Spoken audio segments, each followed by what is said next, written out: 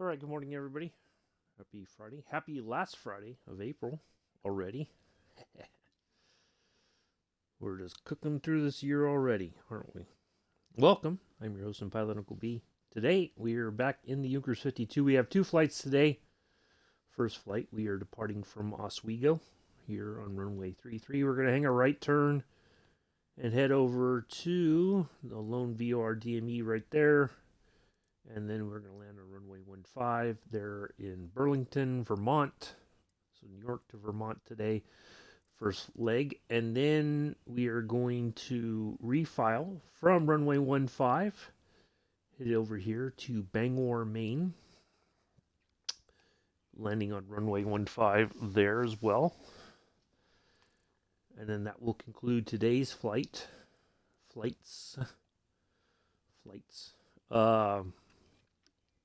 Wednesday, we will leave Bangor, and I forget where we're headed to next, but Wednesday's flight will be the last long leg, essentially, of our trip around America in the Junkers 52. From there, it's all a bunch of short hops, and we will take care of that a week from tomorrow. We're just going to make our way all the way to Trenton, New Jersey. Right. Oh, that's Philly. Where did Trenton go? There it is. We're going to go to Trenton Mercer, and then we're going to make our way back to JFK. Right there. Land it, park it, and we'll be done with the tour across America. We should have landed in all 48 states here in the Junkers 52. So that is that's been the intent all along. After that, next week or the following week, I will try to do maybe something. I don't know yet. We'll see. But the week of the 15th, I think I'm just going to take the week off and think about what are we going to do next. I did talk about in the Discord maybe doing a tour around Africa in the DC-6. But my only concern is finding airports that can handle such a large plane. All the runways may not be able to, at least I don't know that I would feel comfortable with it, but we'll see. It's possible. It may just be around the exterior of Africa, just because I don't think in many areas that they have, it's not, may not be possible to do. So we'll see.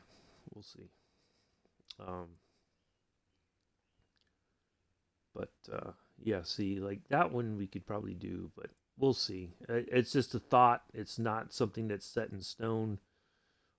Uh, So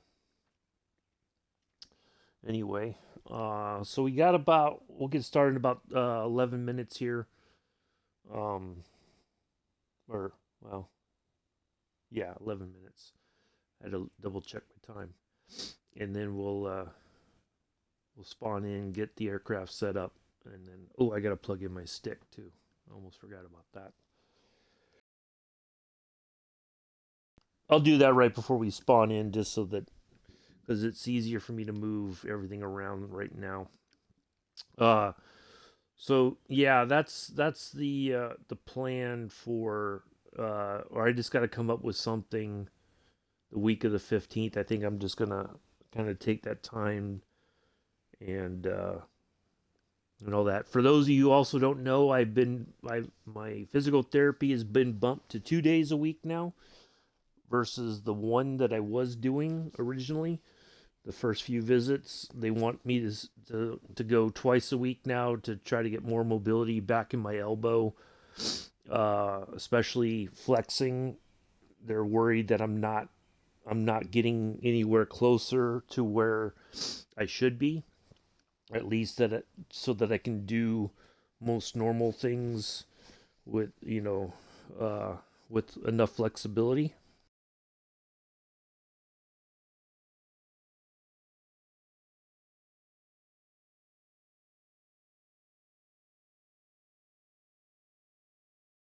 Sorry, had to blow my nose. My sinuses are all goofed up. So, yeah, I gotta suffer through that a bit more, and then I have doctor's visit coming up here in a few weeks as well. I gotta see the surgical PA. I gotta see my regular doctor. All kinds of stuff happening. So,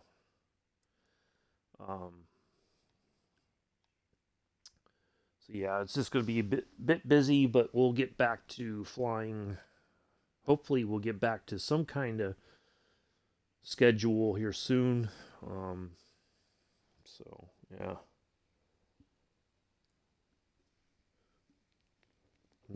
I'm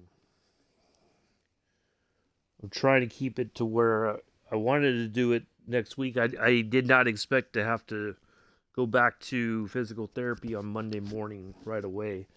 But yeah, I got to be there at 8. I just figured I'd get there and get it done, but I don't think I'm going to be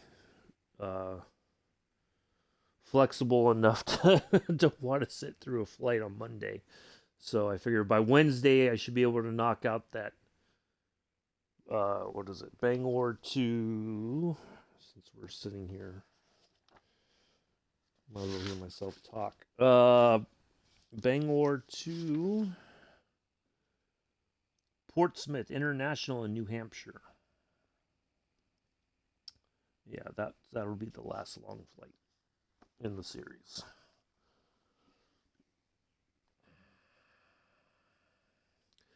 Tomorrow we will be in the F-14 Tomcat. We will take a couple runs through the mock loop over in Wales. Way over here. Where is it? It's right.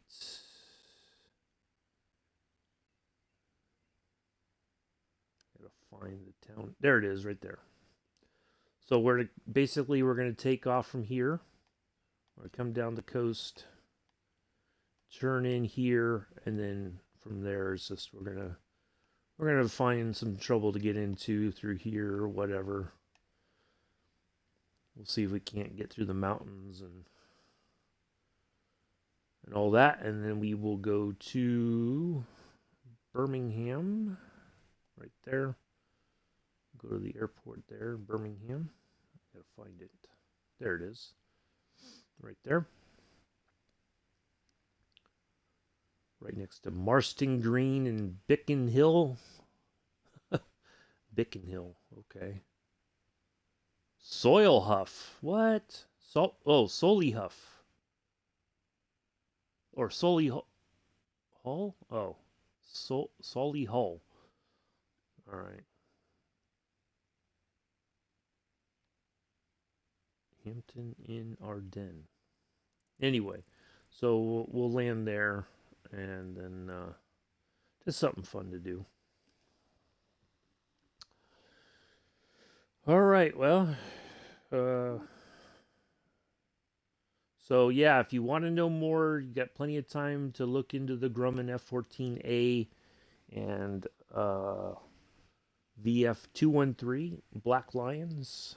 VF is it's just a code word for Aviation Squadron 213. So if you want to know more, you got plenty of time to read up. Don't make me do the homework for you. I know you will. But do some of your own homework. How about that? Do your own work. Let's see. About 5 more minutes and then we'll get started. A couple people are watching. Say hello. Don't be a stranger. I know it's early. I know it's a little bit unnerving. Just say hello while you get yourself ready for your day. It's okay. We don't bite. At least I don't. I can't speak for anybody else.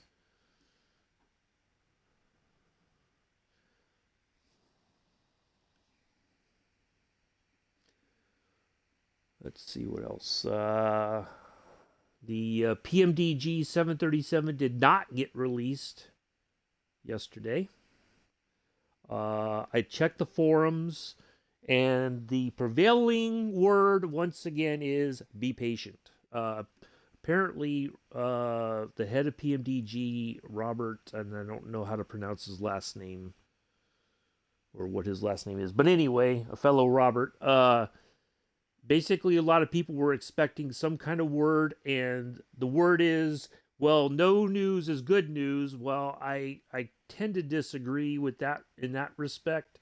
If things were on track, they should have said, or if things have gone wrong, they should have put out a statement saying we've ran into some issues, or everything's going well, it's submitted to Microsoft, and now it's in their hands. We can't, we can't do, we're not responsible for whatever else happens, right?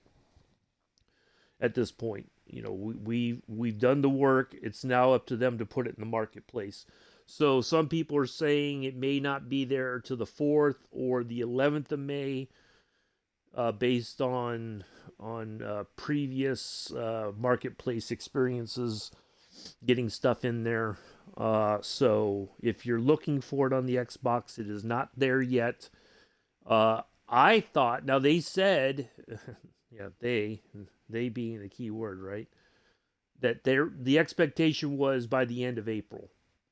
So I don't know, but they went basically radio silent, and then there was supposed to be some kind of an update from the head of PMDG, and there hasn't been. So now it's just, everybody's like, oh, just be patient. They might as well call it Microsoft Flight Simulator 2020, be patient. But the next update, it should just be called be patient. Because that seems to be the catchphrase now. Anytime that you start to wonder or ask questions, why, where's word from somebody? Oh, just be patient. Well, a little bit of a word goes a long way. Whether it's good news or bad news, it goes a long way, because at least then people feel like you're communicating. Customers who are waiting to buy your product are going to say, okay, now I know, kind of have a better idea of what's happening.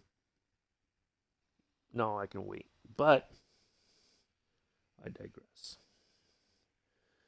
No liveries for the DC-6 yet still. I think that's still in the works. Who knows when that's going to happen. What was available last night was blah. There was no actual roadmap update. There is a developers stream Q&A sort of thing with Jorg and the folks from Oswego. It's supposed to be, I think, on the 3rd of May, so next week.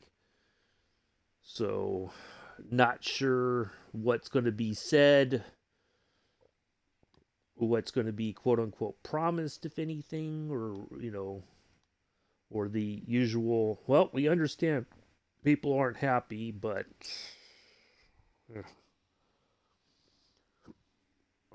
let me plug in my flight stick here so we can get ready to get going. I just looked at the time, and I'm sitting here rambling to myself, I think. Even though people are here in the chat, but nobody wants to say boo.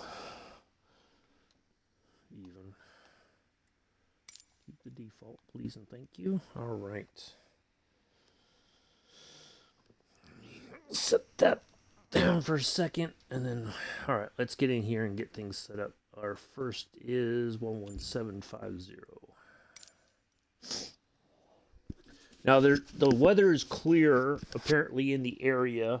Let's see how live the live weather is. Find out here in a moment, right? If the live weather is spot on or not. Or if it's going to do its own thing. We may have to adjust the time slightly, but maybe not. The sun is coming up, so we may be okay.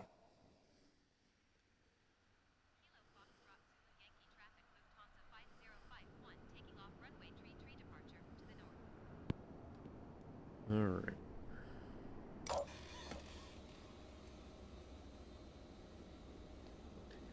Second, we gotta get rid of that. I forgot to change that last night when I was...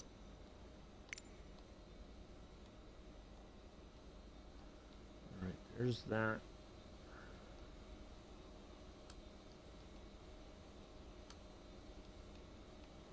Now, last week, when I did the recent flight that I did, I was having trouble when we landed here. I was having trouble with the getting the what do you call it, the picture to show up on my app so I could put it on Discord so I could download it. There's that. I don't know why. It just seems every so often it's like an issue. Alright, so we don't have to worry about the weather. Let's just get our altimeter set. We do have to worry about that. Alright, let's get our... of course, just when I'm ready, when I'm busy setting up the aircraft, there's Joseph in the chat. Morning, Joseph. Oh, we are on the Southeast Asia server. Here is today's route. I did double check. Oops. I can't even type right now. There is the route, and we are on the Southeast Asia server. I forgot to do the yacht. We can do yacht viewer proof. We're not in the air yet.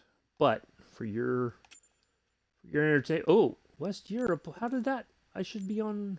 Well, now we're on Southeast Asia. Good thing I double checked. Right. All right. So that's a nice.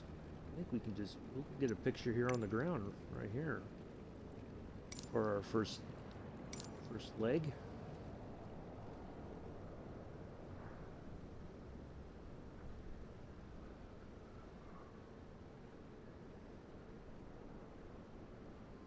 There we go. Bingo. Hey, Glenn, how are you? Nice to see you here.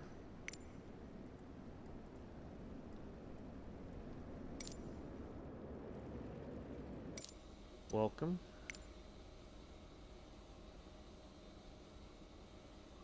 All right, that's uploaded. Let's double check to make sure that went to the app before we get in the air. Yeah, last week I don't know what happened. It just seemed to be a very, very weird goings on. But then when I flew the F-14 when last Tuesday with Scruffy Tam, when he was flying the Vision jet,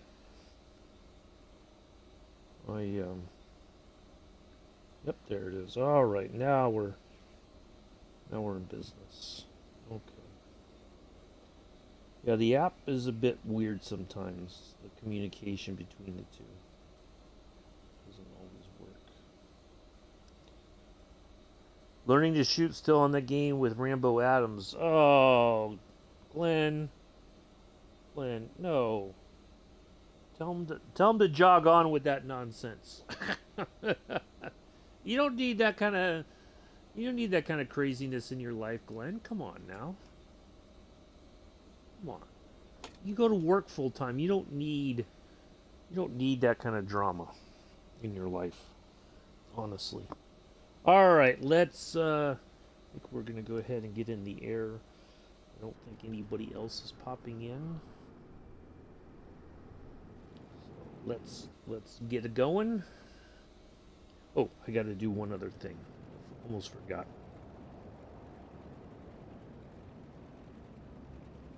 30%.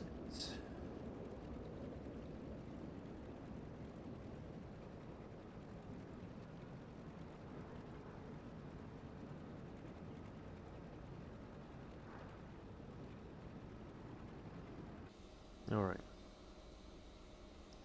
You got a lot of kills. Well, okay. Well, you may have won the battle, but you didn't win the war, Joseph. Let's get in the air.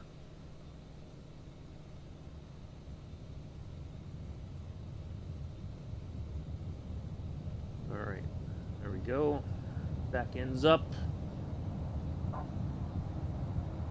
Tires are squealing, and there it goes. 3, 2, 1.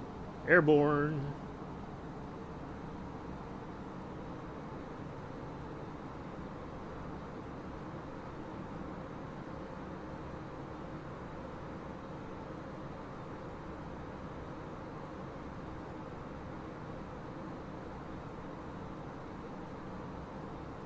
We'll follow that out just a little bit, and then we're going to make a right turn here.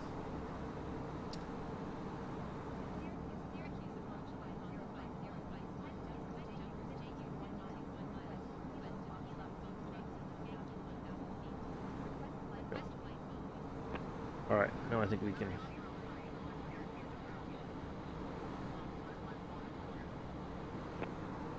Go.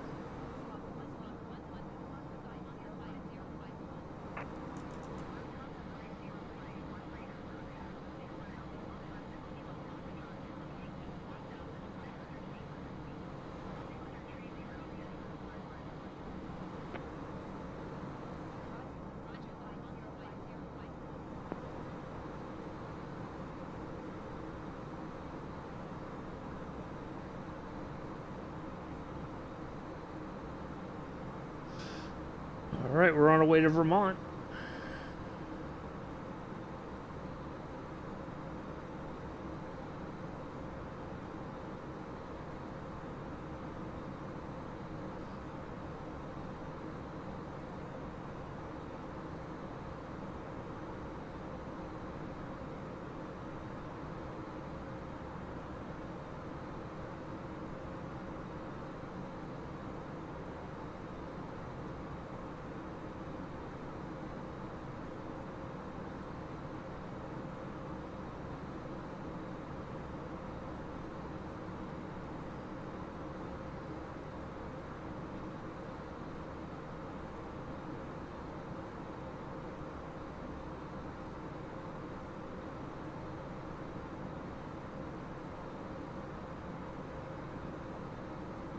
There we are, the sun's up.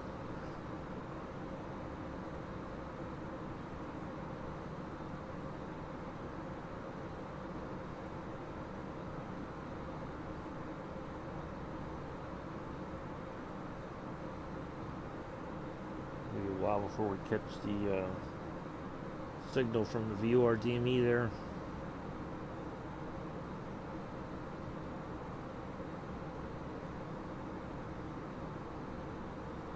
Alright, let's get the flaps up.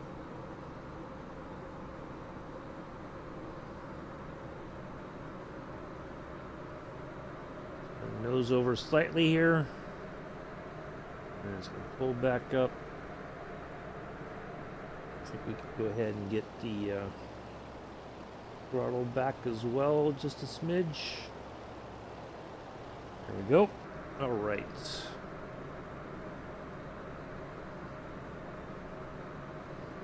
We are on our way. So I had a question. I woke up this morning. I had two questions. One, Jody asked me about the how do you do the stream starting, intermission, and stream ending sort of stuff that Mick has on his channel. I think that's all through OBS. You can get like pre-made layouts, and then you just plug in whatever you want. The words are, you know, if you want to change like the font style maybe or something like that.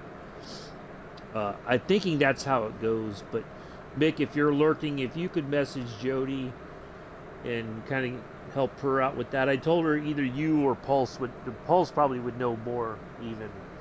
So if one of you, either of you could help her out with that. So, yeah, that's. So she asked me that, and then somebody asked me about whether I thought that the DC6 was worth the price. And so I did write a lengthy response to the person, and I'm gonna put it like this: yes and no. What I'm finding in flight sim is there's pros and cons to every bit of anything that's for sale. It's a you've got to weigh the pros and cons before you hit the purchase button. Okay. The DC6, if you have the time, the key word, and that I think that is the key element, is if you have the time, you can learn the complexities of it and get a lot out of flying the aircraft in a complex manner. You know, not using the automated flight engineer, for instance, managing everything on your own. If you have the time to do it, I would say yes, it's worth the cost. However, comma pause for effect, you get the house liveries and that's it for right now. There's no time frame for when, or I even venture to say if we're going to get the liveries for the DC6. If we do, it may be through a third party like Four Simmers, and I would say if anybody's going to do it and do it well, it would be Four Simmers. But I don't know if that's possible. They may not be allowed to because it's PMDG might say nope, we don't want you to do them. We want a slice of the pie if you're going to do it, and that sort of thing. So there may be like contractual stuff, there may be licensing stuff, whatever. Don't know, but that's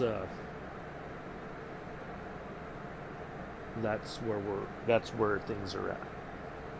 So, we're climbing at a pretty good rate here. I like it.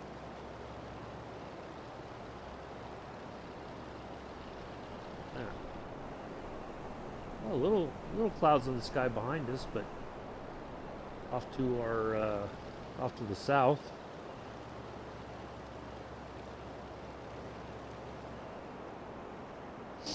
So yeah, that's my only issue with it is the lack of real world liveries. But who knows when they may have been submitted already, who knows?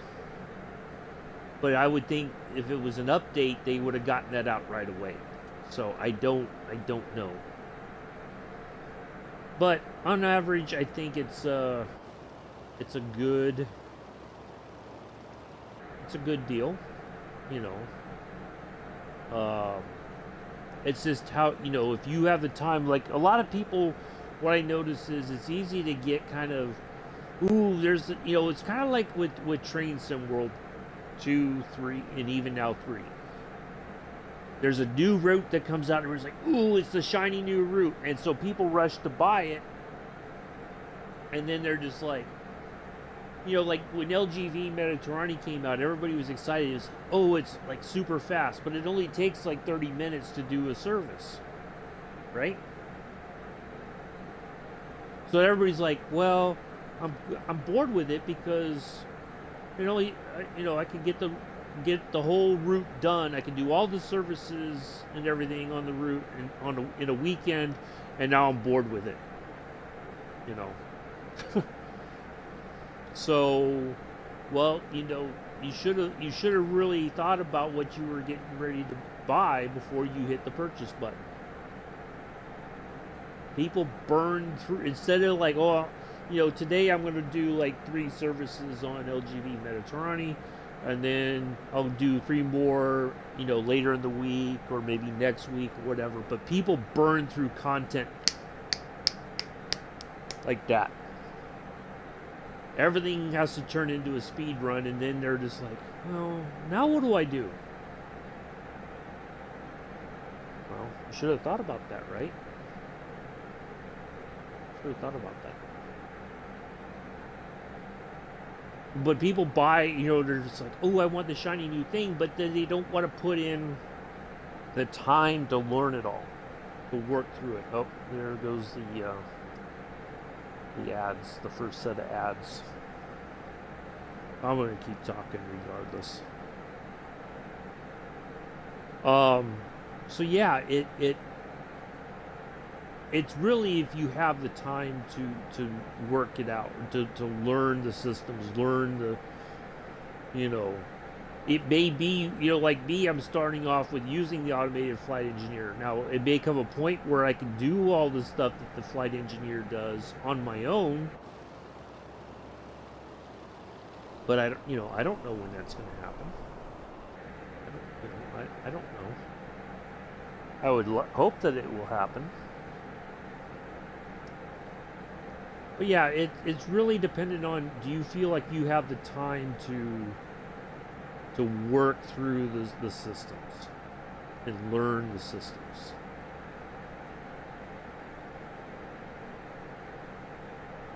You know, that's the key. That's my take on it. All right, let's get some. Let's see the mixture here.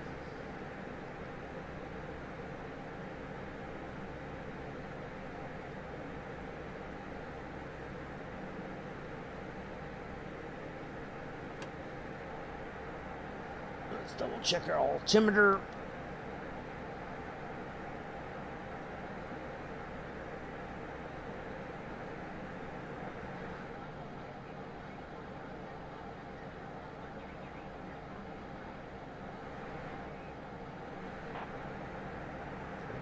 Austin Center has a heck of a reach all the way to Vermont. Or still, I think we're still in New York here.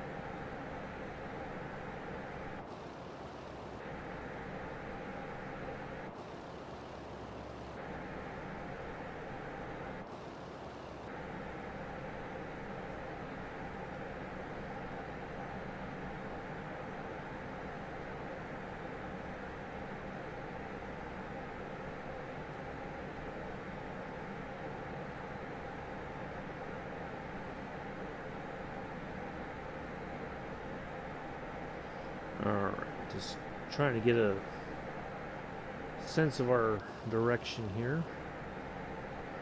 Alright, let's turn just a little bit to the left so we're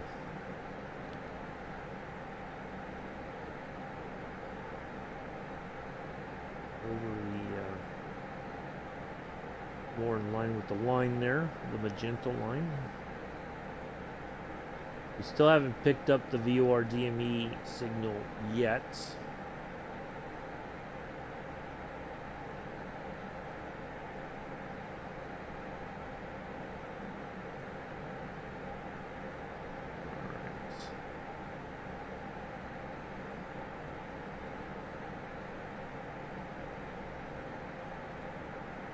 Should be leveling off here pretty much. Yeah, we're getting there. Still a slow climb, but we're almost at the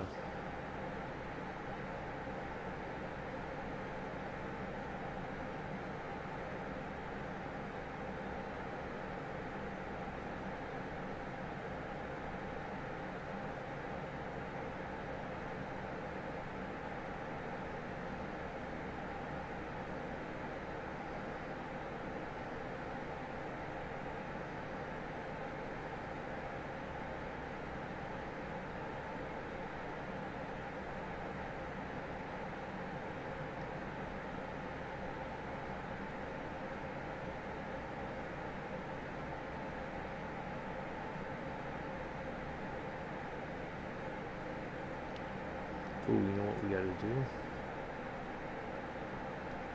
I totally forgot about this. Oh boy, do we gotta add some heat to the carburetors.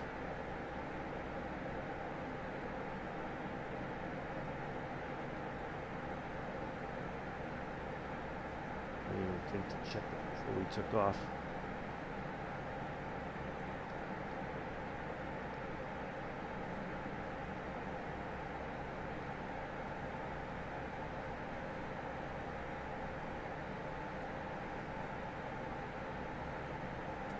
There we go. Alright, now we're good.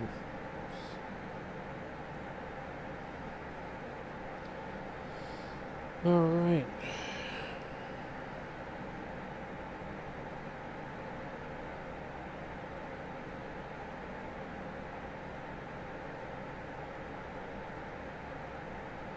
Yeah, I figured it might be a bit of a quiet stream today. This wasn't really planned, but when I started looking at what we have left to do as far as the trip across America, I just figured I'd knock out 2 legs today. And I want to get started early so that I have time to get the get everything downloaded for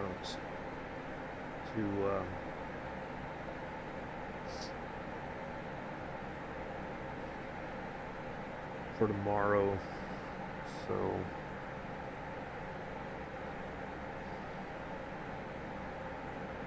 but if you're just here lurking, thanks for coming in. Say hello. Doesn't cost you anything. If you want to, if not, it's all good.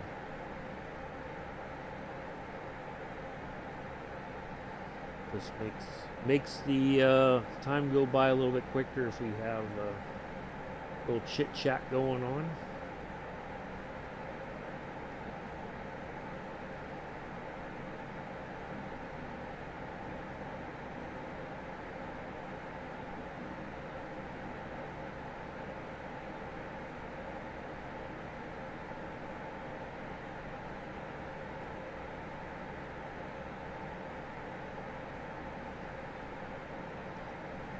Ads are done.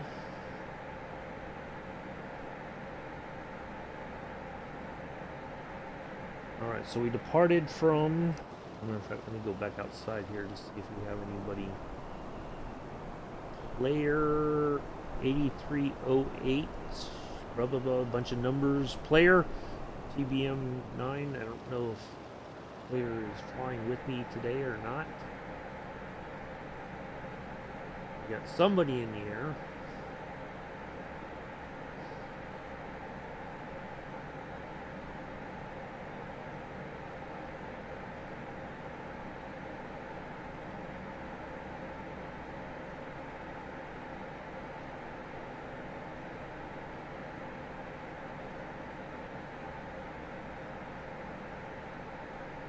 So yeah, normal time tomorrow, 6:45 Eastern, 11:45 UK. In the F-14 Tomcat through the Mach loop a bunch of times. I don't know how many runs we're going to make through there, and then we'll we'll make our way to Birmingham and call it a day. I'm going to try to buzz the tower there at Birmingham. They have a new tower. Well, on the charts it says it's the new tower, but I think I know where it is, so we're gonna buzz that, and then we'll call it in. We'll put it on the ground, nice, hopefully nice and easy. I did, so kind of setting things up for tomorrow. I did watch. I've watched a bunch of times, but I rewatched the original Top Gun movie, and I was trying to see what the yeah, hello Bossman Gaming, how are you? Yeah, the DC6, well, the DC6 and the DC3, even though they're from different developers, they are neat. this has been my favorite local Legends release. This was the first one that came out, and it's been such a great, it's been a joy to fly, and it's not been as complex as I thought. Well, it was never meant to be complex, but it flies very well for, excuse me, for an aircraft of its age. Or, well, in the real world it'd be very old, but the retrofit version, at least it used to, I don't know if it still does now, but prior to the pandemic, they were doing short flights in Germany, somewhere. I don't remember where exactly, but yeah, they're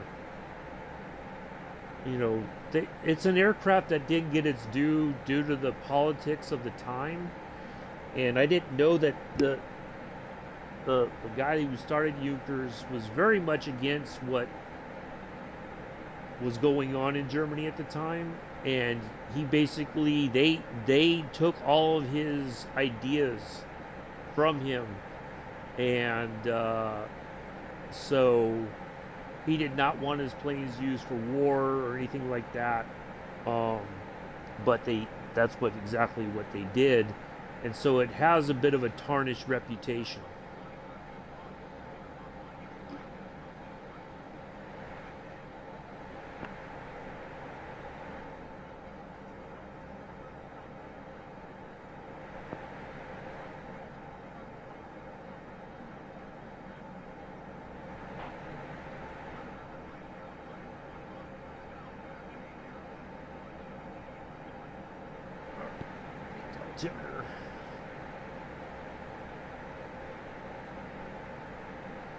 But yeah, it's an absolutely amazing plane, I think.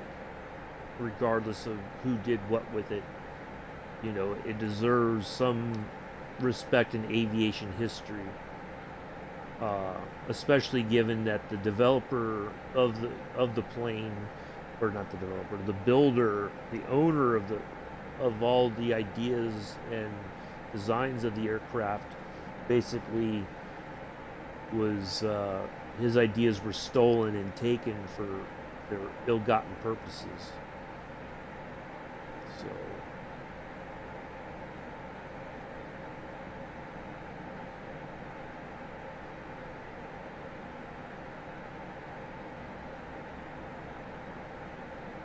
I don't think this VORDME is very strong. I would have thought we would have picked it up by now, but we've got quite a long distance to go, so we'll see when that needle goes alive. We'll know how much farther we got to go. Side real quick here.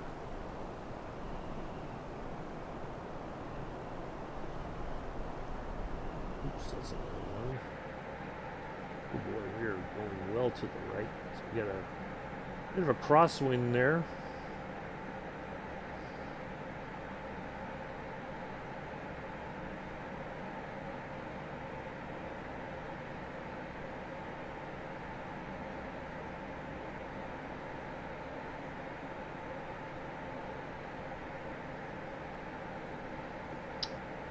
So anyway, yeah, I was looking at which, there's a couple,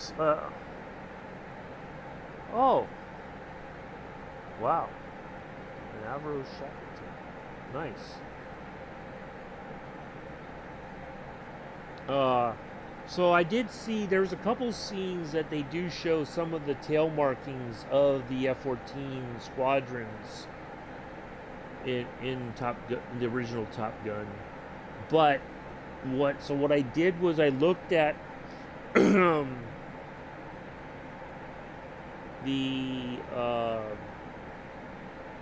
year that the movie came out, which was 1986, and so predominantly the aircraft carrier that they used in the movie was the USS Enterprise. So what I did was looked at what squadrons were on what F-14 squadrons were on the carrier when the movie was released, and it turned out it was VF213, the Black Lions. So I'm doing a bit of homework for everybody ahead of time. So that's why I'm choosing that one for tomorrow, to coincide with the year that the first movie came out.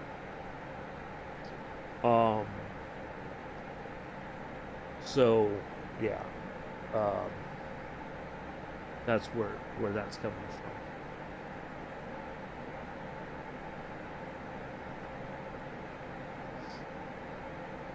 But if you want to know more about the squadron itself, you can Google VF213 Black Lions and learn more about it yourself. If not, that's your choice.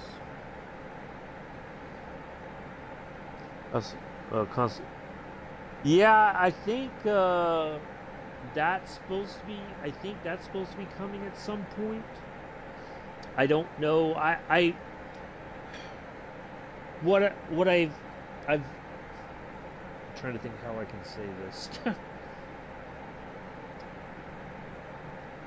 I've resigned myself to the fact that the sim on the Xbox will never be the same as it is on the PC. It's just not going to happen. We're not going to get the same stuff.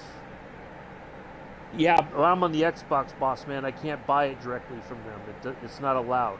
That's the drawback. They will not. I don't think they will ever open it up to outside marketplaces. Because if that was the case, we're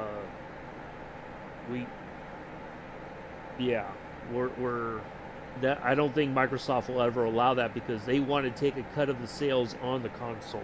They get 30% from the sales, I think. So when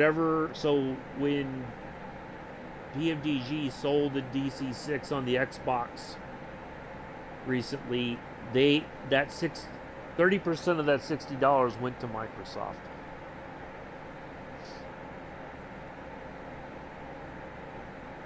Now, if you know, and it may not seem like a lot, but if you have 500 people buy the aircraft, right, through the Xbox marketplace, that 30% adds up very quickly.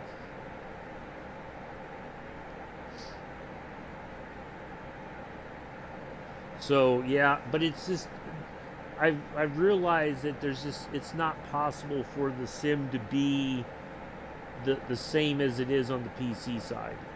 It's just I've given up. I don't know. Well, I shouldn't say I've given up. I've just resigned myself to that fact, and I have to take my own advice in a way, and I have to learn to be happy with what I have. You know, that's the tricky part. We have a lot of great stuff. We did get, when the Wasm Fix came out, we did get some good stuff, but it's like for all the excitement, that's only available if you buy the Reno stuff. So nobody's done like a proper T6. It's just the Reno Racing T6s, I think. So yeah, there's a lot of stuff that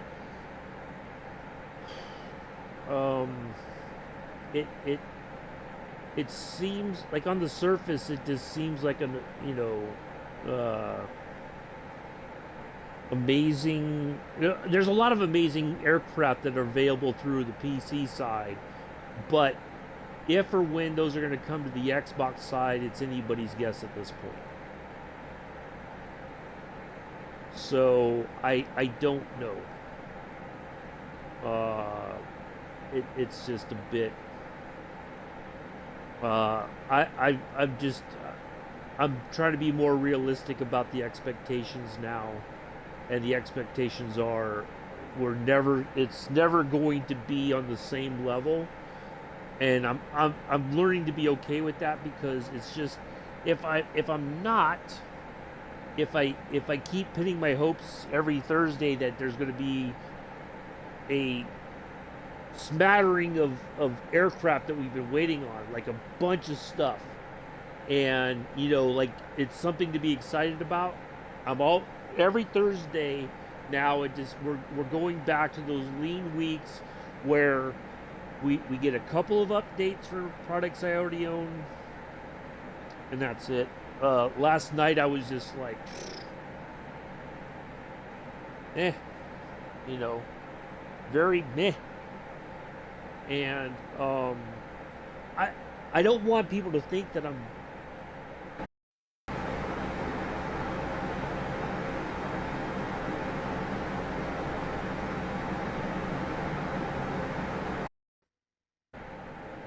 Boy, my controller turned off on me. So just when I was right in mid sentence, it went beep. I don't want people to think that I'm giving up on the sim. I'm not. It's just that I am thankful for what we were able to do in the sim. I want to make that clear. But realistically, I'm at the point now where it's just like I don't hope I have. I'm not hopeful. I was hopeful with the Watson fix. And yeah, we got the 310R finally. We got a couple other things, and but I think I have enough now, and I'm quite happy. LVFR continues to improve their products, their Airbus stuff. They keep making those small improvements, and they get the updates out there. It's like they're constantly working to improve upon their product, which I respect. Now, how this is my big question. How is it that LVFR can get their and I don't know, like there was some updates to a couple of their, like the A319 and the A321 were updated last night.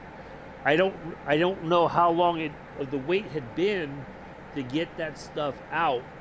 Like, I think the update had been out there for some time. It might have been part of that backlog, right? So, but it seems like LVFR is really good about getting updates out there, whereas somebody like Coronado, on the other hand, is very suspect. A lot of people have a very low opinion of Coronado, which didn't always used to be the case. People call him Caranato. Because there's never really any updates, right? But I think I feel like we have enough stuff overall to make some decent flights in the flight sim, whenever I stream, or even if I join other pilots in their streams or whatever.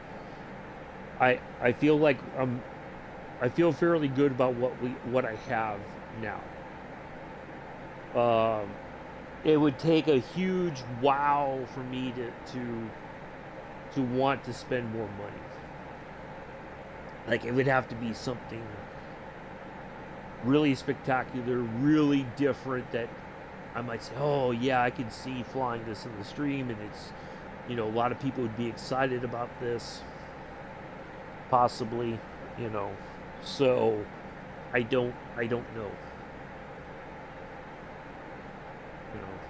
That's the tricky part. I don't know if we're ever going to get to that point.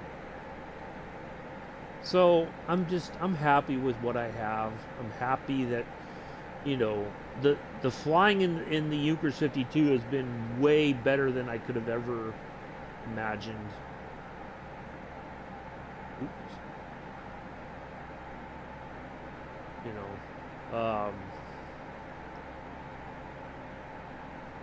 I would like to bring, I'm looking forward to flying in the DC-6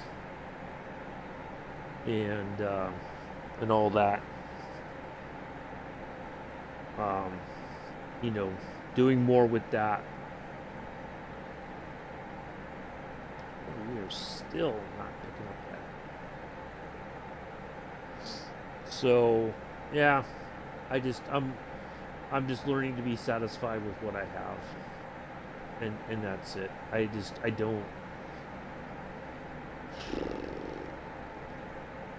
I guess I'm just trying to be more realistic about the.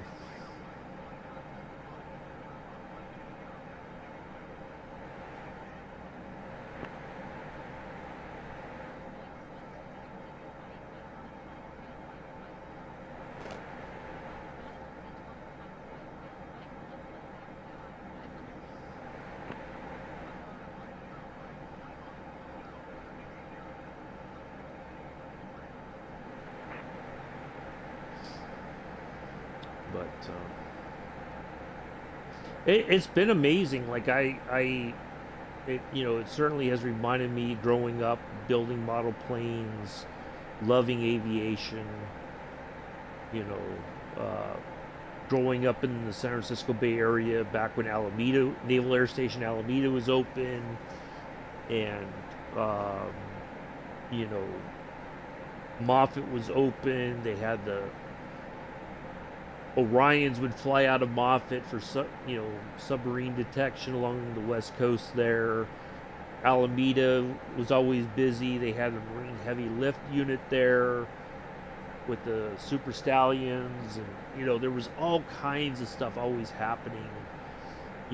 Growing, Oakland International Airport was right there. San Francisco across the way. Like there was all this aviation stuff happening.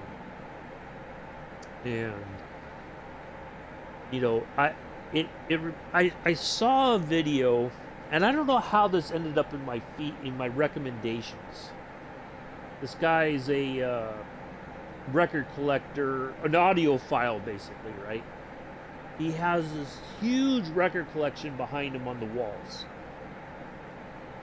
And I don't know, probably all different genres of music, and just, he's got a whole room dedicated to his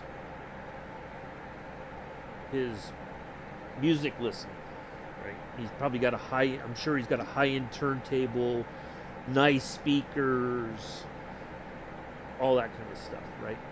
And he was like talking about how the hobby seems to be kind of dead. Like they're not getting enough new people interested in record collecting and listening to vinyl, right? And it's one of those niche hobby, right?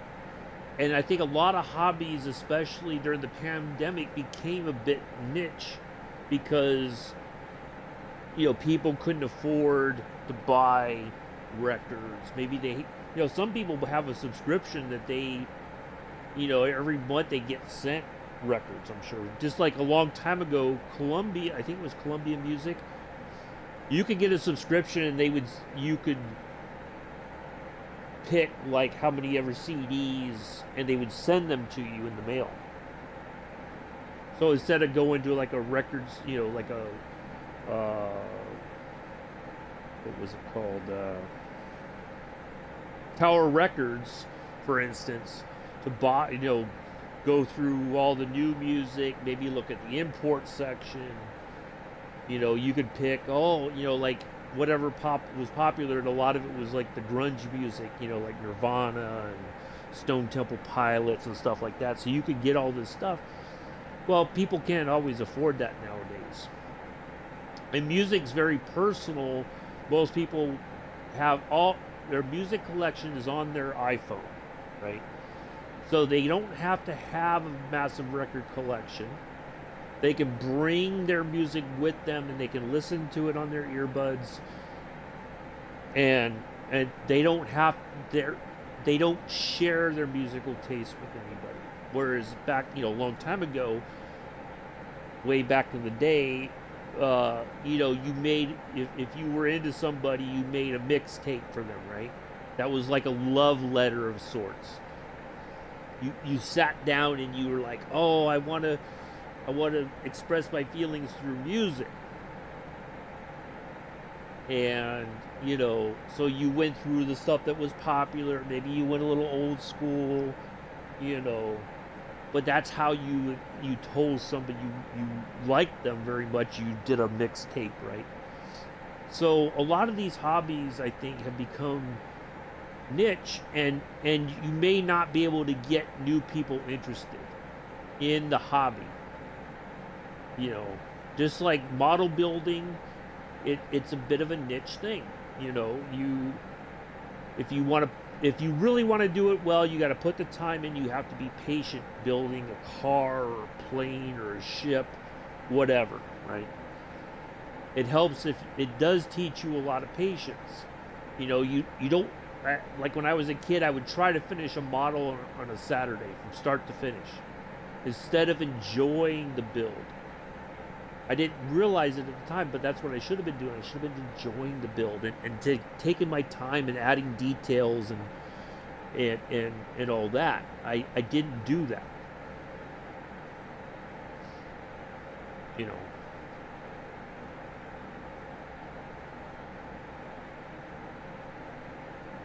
But you know, I told him, I said, like when I was in Germany back in the day, there was guys who had phenomenal stereo systems. They had the reel-to-reel tapes, they had turntables, they had regular tape decks, they had amplifiers that were like just, you know, and speakers, the whole, and even if they had the nicest speakers at the time, they also had the best headphones. So if they wanted to listen to a record or whatever and not disturb anybody else, they could do that. But they always had the nicest, newest headphones. But for them, that was preferable instead of going out and drinking every day, every night after work.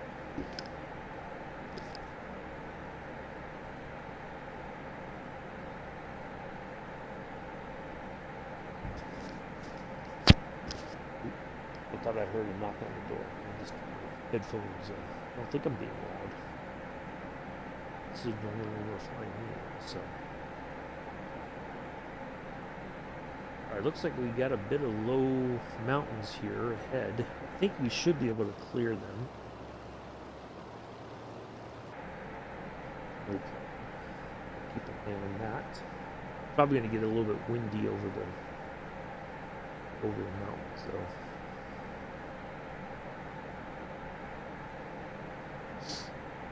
But yeah, I think this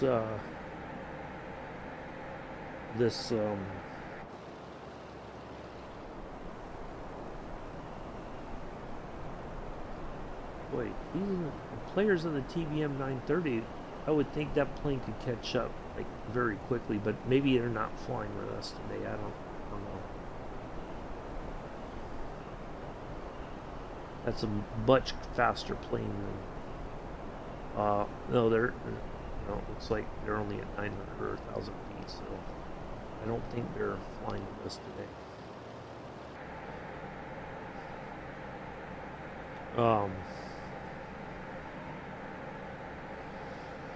Yeah, I'm learning to be happy with what I have and just be satisfied, and not put my hopes on marketplace updates that are skint, for lack of a better term, I guess, to use a British term, skint, poor, but you know, yeah.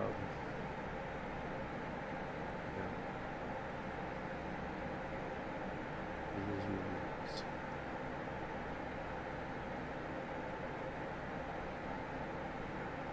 But in all honesty, I've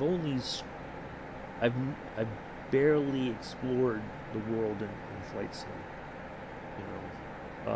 So there's lots of places we've not been yet. There's places that I've been reluctant to go to out of political reasons, that I don't want to get people, why are you flying there kind of thing, what are you doing, oh, there we go, we have 59 nautical miles to go. So just under 60. Just clicked over 58. Alright, so we've flown more than halfway to our VOR DME there. Move the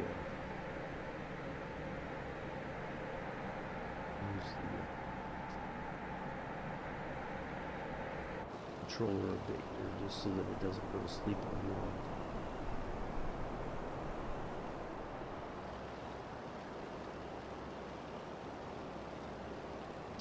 I think I ran everybody off. Oh well, what can you do? Can't make everybody happy.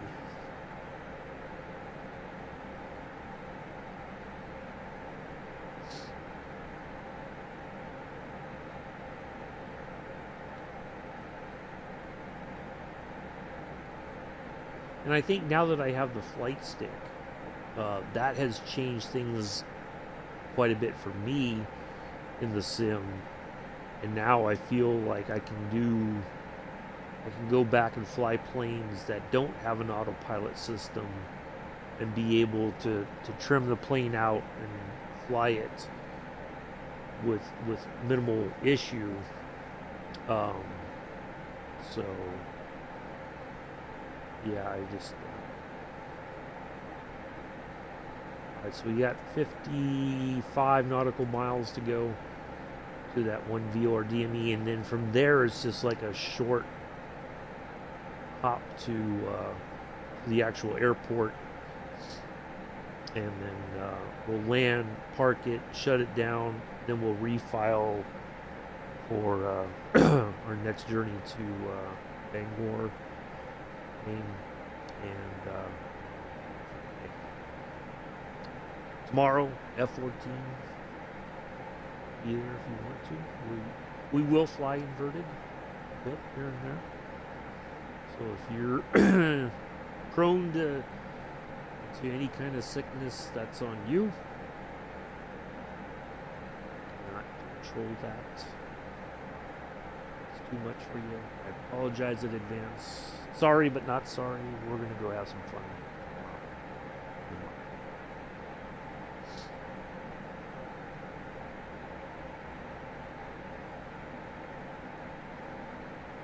But we will, before we get in the air, we'll do a little tour around the aircraft, talk about it for a few minutes before we hop in and get everything started up in the air and get going. 'Cause it won't take us very long to get to the Mach loop, and we'll do a bunch of runs, try to have some fun, hopefully not crash.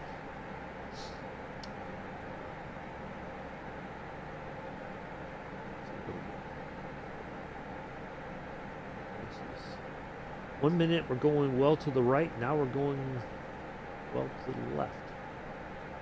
Crosswinds are keeping me on my toes today. So now we're starting to lose a bit of altitude.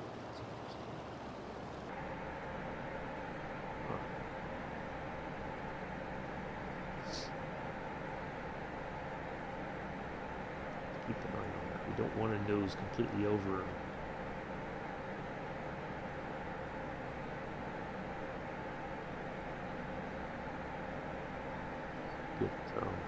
Get right in and go right into those mountains, and that'd be the end of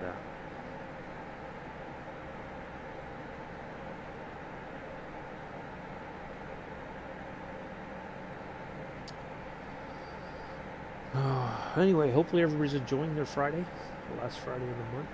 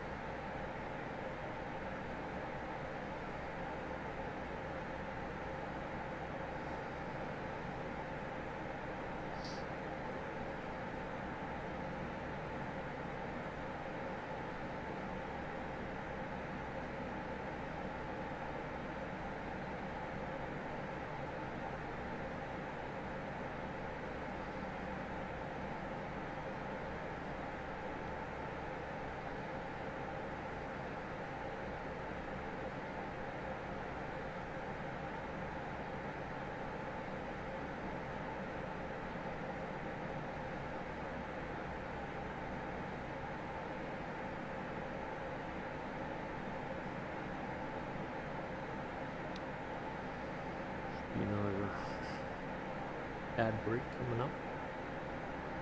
That's the only thing I don't like about taking a week off is I'm going to lose revenue for that week. But it is what it is. I gotta take that week off just to focus on appointments and other things. I'm still waiting some things to happen. Hopefully here shortly some things will happen for me that I can get my stuff together for Flight Sim Expo. Looking forward to that.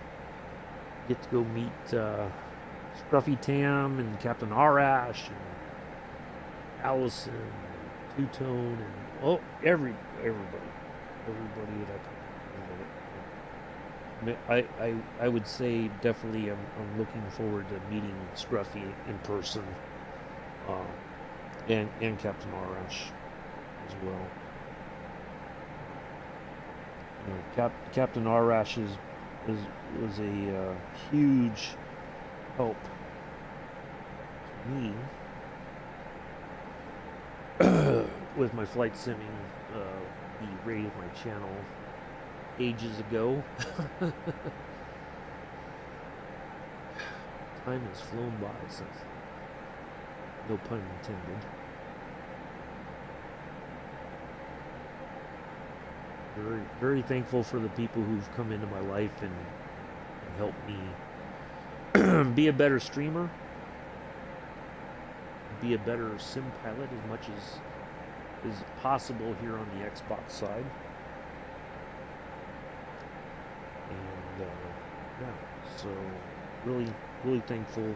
I'd like to meet him in person, thank them in person.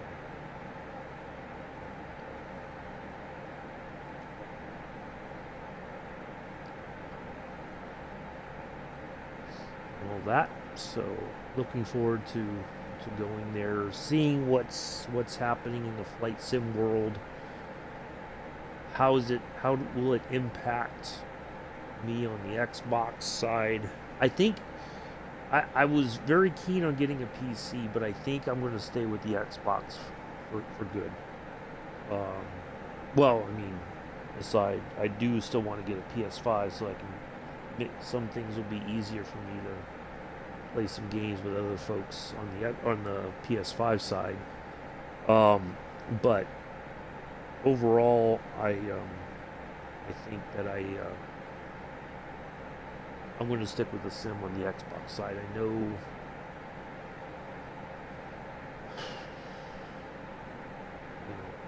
like I said before, I know it's never gonna be perfect. 38 but it is what it is.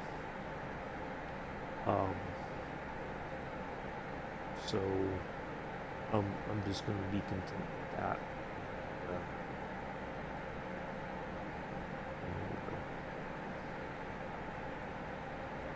I think once we land here in Burlington, I'm going to take a short break before we refile and head to Bangor. We'll get in the air, finish up our second leg of today. Leg 51, I should say, not the second. Our second flight of today.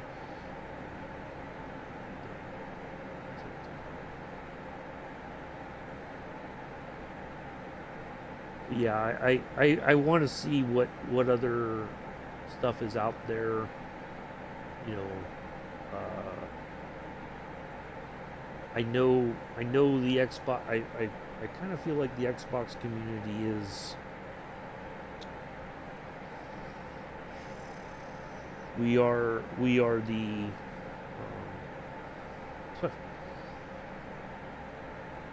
For lack of a better term, we are the redheaded stepchildren of the flight sim community, and I think that's just the way it's always going to be. And I think I'm okay with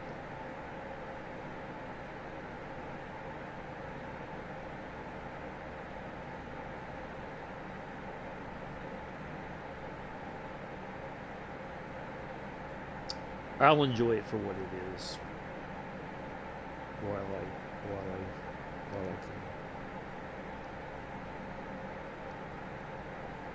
Morning Paradox.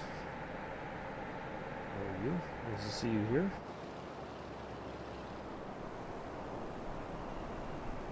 Clear skies.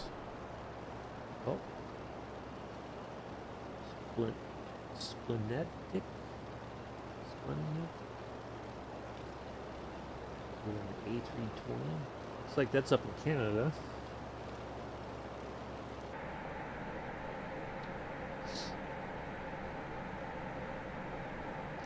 Yeah, once we get on the ground here in Burlington, I'll take a stretch a little bit, use the little captain's room, and then we'll back in. This is the route for today. We are on our way to Burlington. So once, and then from Burlington to Bangor. On our way to Vermont. We should already be in the state of Vermont, I believe. 31 nautical miles, just under 32.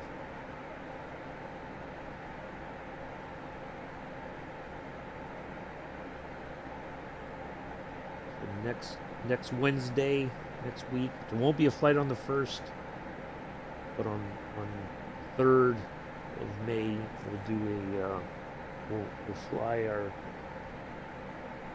last long leg, Bangor to Portsmouth International, not across the Atlantic. That would be too long of a trip. I don't think I would make it. I would have to stop for fuel. It would be a very long trip, but so yeah, we're gonna do that Wednesday, and then a week from tomorrow we'll knock out 5 short flights on a Saturday morning. We may get started early again. We may get started at 6 o'clock Eastern, 11 o'clock UTC. Get those knocked out, and then go from there. So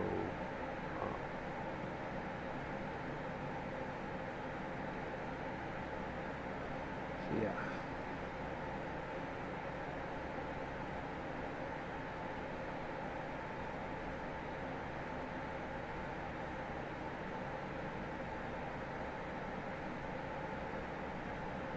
Oh, I know what I was going to talk about.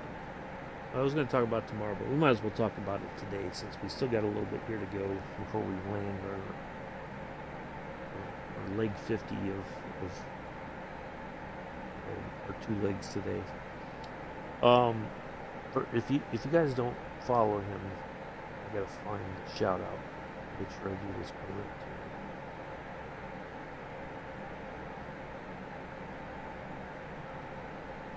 He's got a YouTube channel, Growler James.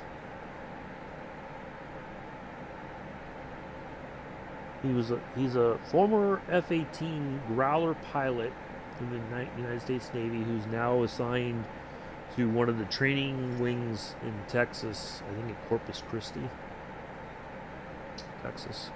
Anyway, so because he can't he had to stop doing the videos on the for when he was training the new pilots. The Navy told him he can't do that, so he's been doing voiceovers. He's gone back to his old videos, and they're really insightful, like the way he explains it. If you've never been, like an aviation nerd, or never really understood how, like if you never served in the Navy on a carrier, he explains all the stuff that goes on, on the flight deck, for instance, or if he's landing, what is he doing, what's he looking for, what's getting ready to happen. It's really interesting stuff. Well, he put out a video, and he said, it's routine stuff. They he connected to a tanker and he was getting fuel while he was on, flying a mission. And it didn't get a lot of views, a lot of likes or whatever. He was like, "Did I miss something tonight?" And I think it's something that all creators struggle with. Is, I thought this would have been something that people would have been interested in, but I said, "No, your content's good." He explains things in such a way that somebody can, like, "Oh, okay, this is what he's doing, and this is why he's doing it, and this is what's getting ready to happen." If he's getting ready to line up on the catapult, he'll say, "I'm looking to this person to my left, I'm looking at the hand signals, and I'm waiting for them to do this. Oh, there it is. Okay, now I can do this." He breaks it down in a very easy to understand manner. And I told him, I said, I like your content regardless of if it's just routine stuff or if it's launching from a foul weather deck. It's raining and it's just so. But I find it interesting because how he explains it, and he's like, and sometimes without breaking any kind of operational security, he'll talk about what he's doing inside the cockpit there in the F-18. I'm dialing this in, or whatever, but he doesn't go like into super detail breaking operational security protocols. But he's like, this is when he moves the control stick around to clear all the controls to make sure everything's working before they launch. It's that last final check, and then bang, off he goes. And I think that's the one area where I think any kind of content creator struggles. Okay, we gotta start dropping some.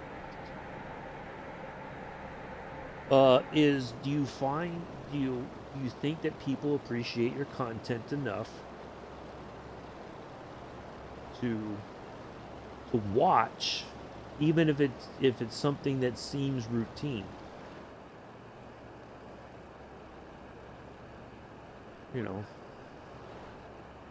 All right, so we're getting near our destination here. We need to get.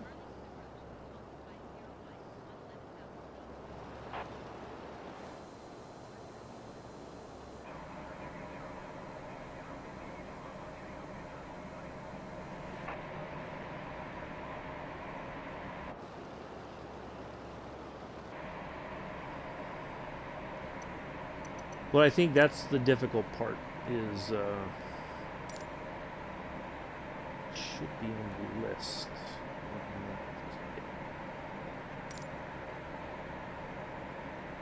Wow. A lot of farming. There it is.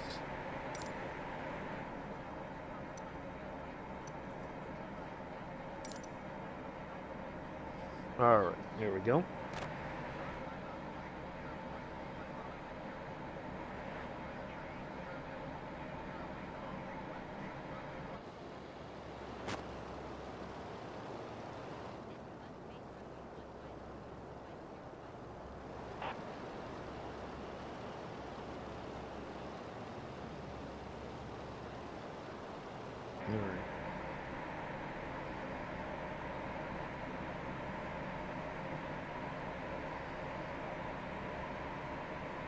But yeah, if you haven't followed him yet, go give him a follow. He's very interactive. If you post a comment, as long as it's not ignorant, he'll interact with you. If you have a question, he'll do his best to answer it.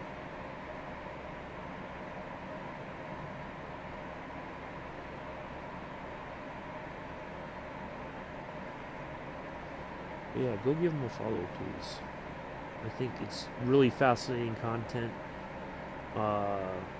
Whether you like the standards, like routine sort of stuff, or if you're looking for, when he's landing and you get the wave off and he's got to go around and all that kind of stuff. and he parks it. You swear every time he's going to go right over the edge of the carrier.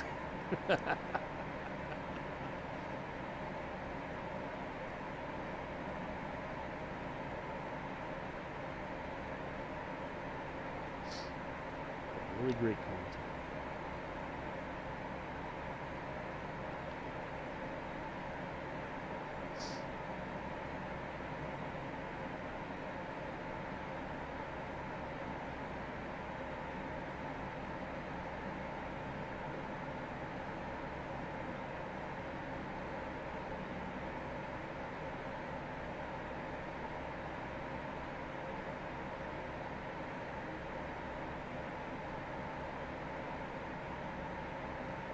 What are you LOLing, Joseph?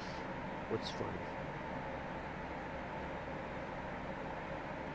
Well, the first time I watched it, because if you look at the F-18, there's a big distance. Well, not big. It's seeming there's a good distance from the nose of the aircraft to where the main landing gear is. The landing gear is farther back than you're thinking, oh, he's going to go over the edge of the carrier. No, there's still plenty of room, but it just looks like if you've never watched any kind of naval aviation stuff, and when they land and he taxis over to a parking spot, and he goes over the edge, and then he turns to the right all of a sudden, you're just like, oh my god, I thought he was gonna go. Like it's easy to go like,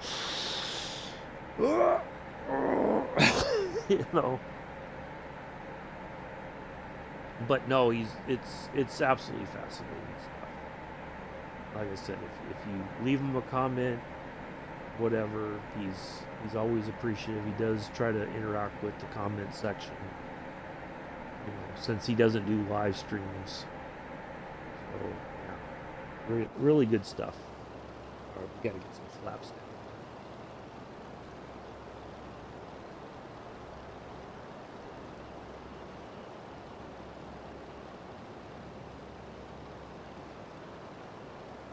I mean, I cringed the first time I watched one of his videos. I was just like, oh my god, he's gonna totally go over the edge. But no, excuse me, he knows what he's doing. It just looks like, oh my god, this is it. After all he went through to land it. All right, so here's what we're gonna do. There's our part of our pattern entry there. So we're going to go past the our VOR-DME, and then we're going to, while we still continue to lose altitude here. Oops. Nope.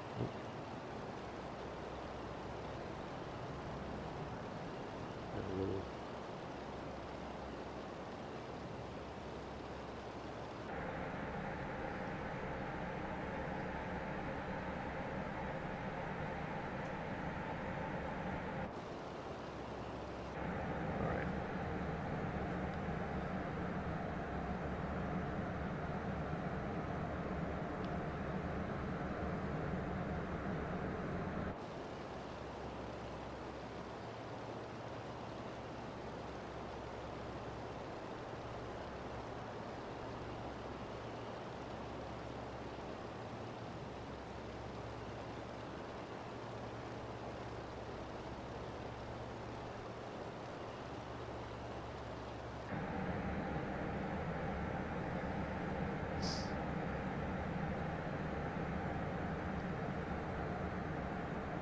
Alright, there's our pattern entry there. So we're going to make our way over there. We got a very long runway. Well, not super long, but longer than the one that we departed from. So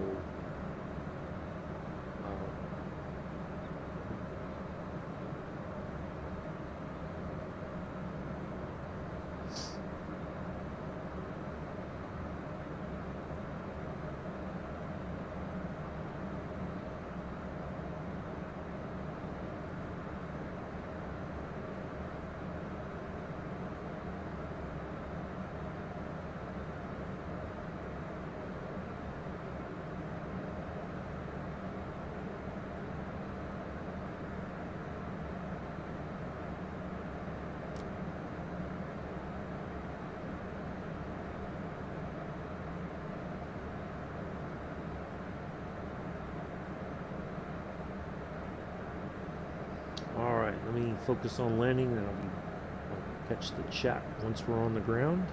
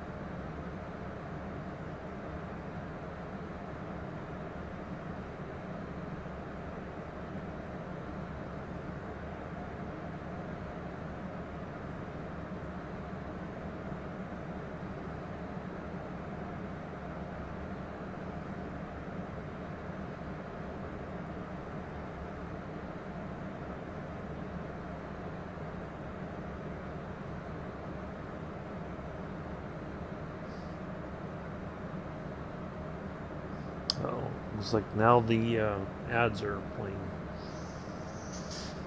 I know we got enough fuel. Alright, here's what I'm going to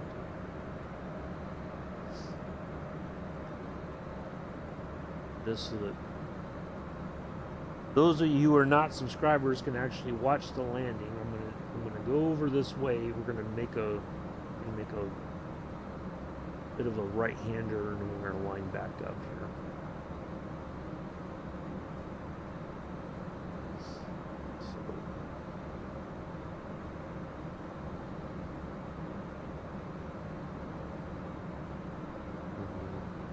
It says the ads are playing. it's dark, so I'm assuming the ads are playing. But if you're saying you don't have ads, maybe the ads were playing as I was still descending. If it goes green here in a second, I'll turn in to the left here. If not,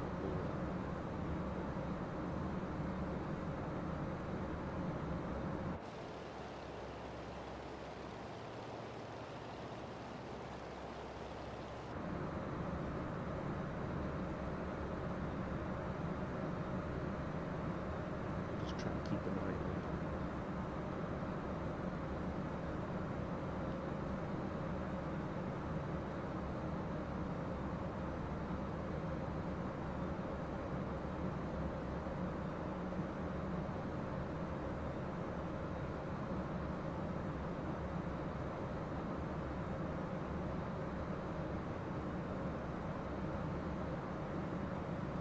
Anybody else seeing ads or no?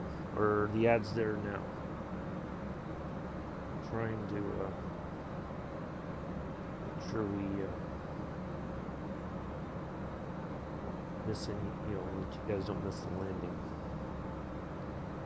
Well, it's not gone green again, saying that the ads are done.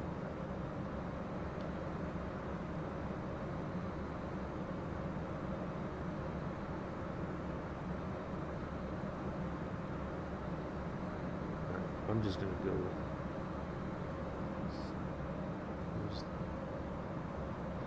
Okay.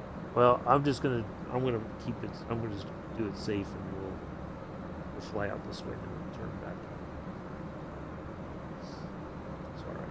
We got plenty of fuel to do it, so I don't mind.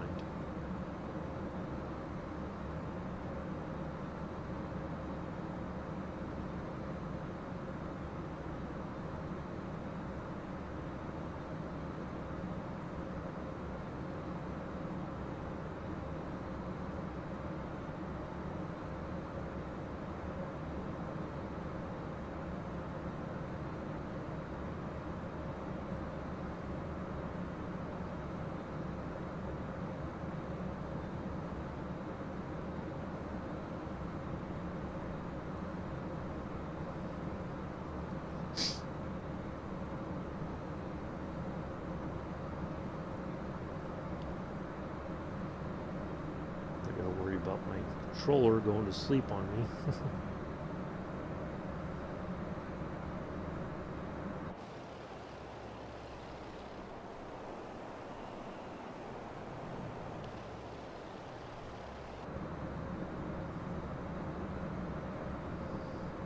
I think the ads just started playing after you said that you didn't have any ads, Joseph.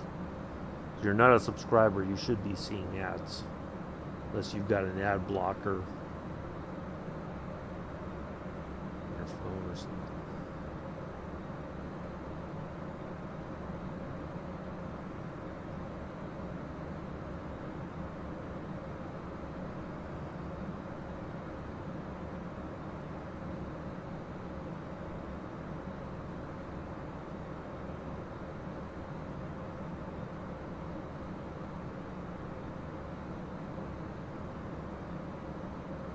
Should be going green for a minute.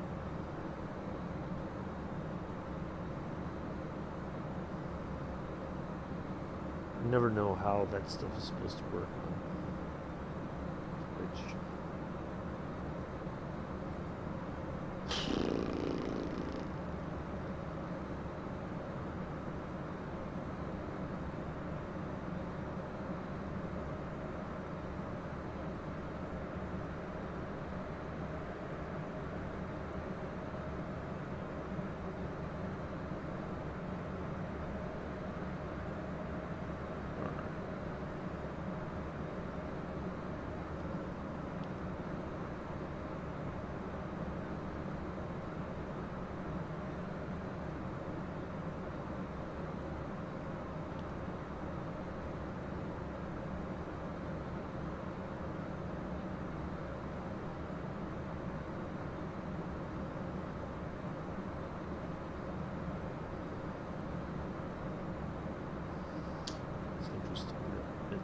Still grayed out.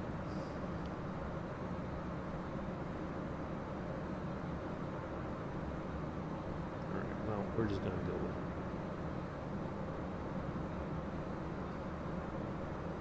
Oh, there it goes. Alright, now we're good. I just want to make sure that nobody missed the landing. It's all good.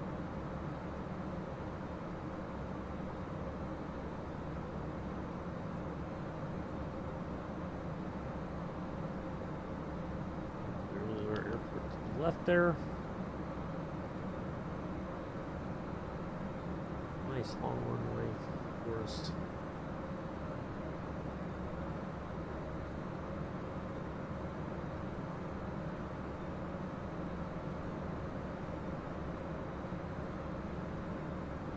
Double check the weather. Bangor. Make sure we are still set for runway 15 also.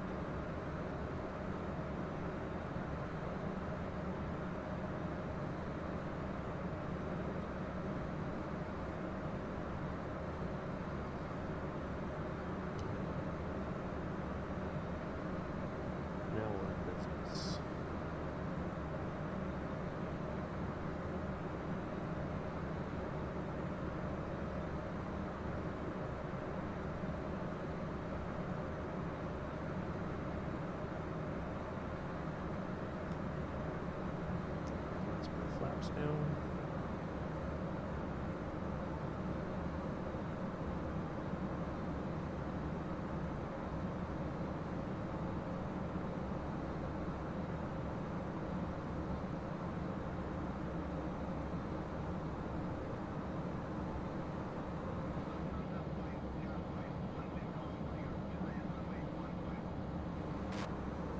Salute with the wrong hand.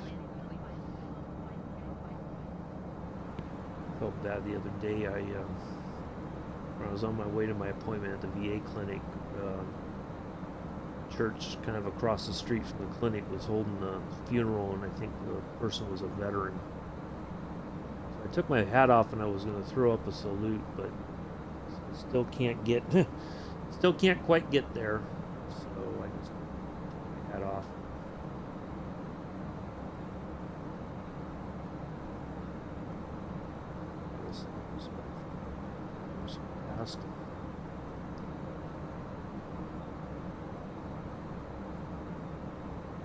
I was going to throw up a left-handed salute. No. Well, I could probably get away with it. Not that it was anybody was watching or whatever.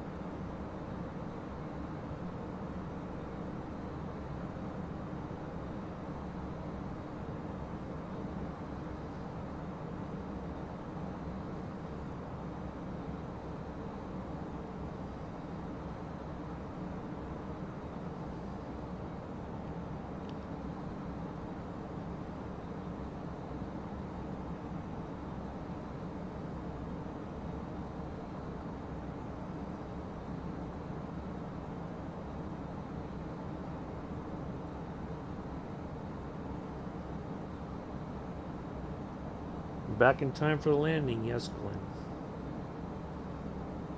Missed the giggle fit from Joseph.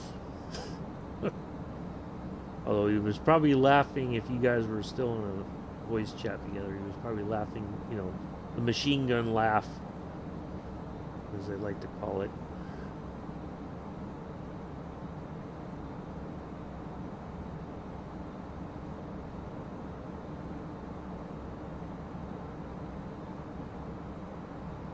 Sorry if you had to deal with that, Glenn.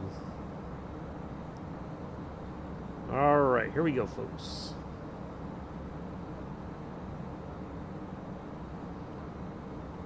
Oh, couldn't stop laughing. What, because I said the guy almost looked like he was going to drive off the edge of the carrier in his videos? Is that what you guys were laughing at? That's terrible. Terrible, Joseph. He thought that was funny. Oh,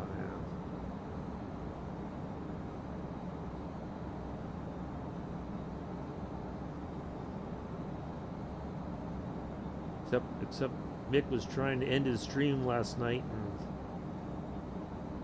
Joseph just went on laughing.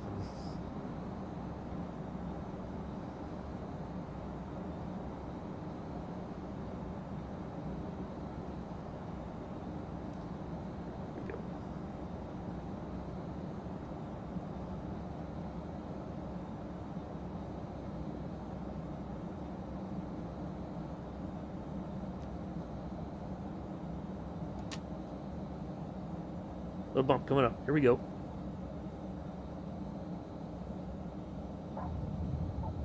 Oop, a little. There we are. All right. On behalf of myself and entire flight crew, we'd like to welcome you to Burlington, Vermont. Local time is 7:45 in the morning. We understand and appreciate the fact that Joseph can't stop laughing. We're glad he had his chuckles at our expense today. Tanks. Oh. Okay. You say so. Do sit tight. We have one more leg to go. We wrap things up for today. I'm going to park.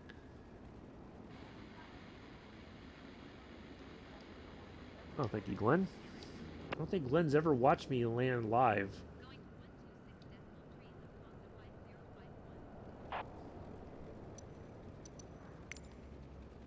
This is his first time. 263. There we go. Oh man! All right, we're just gonna park it right over there. Thank you, Joseph.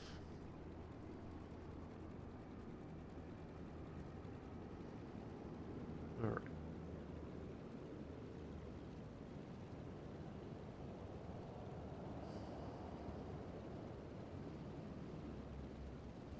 this happens every so often. When you call in the ground, it doesn't always give you a thing for parking options, but we're just going to follow the instructions or little path, whatever you want to call it. Well, there you go. You finally got to see me land live. Now you know what all the fuss is about, Glenn.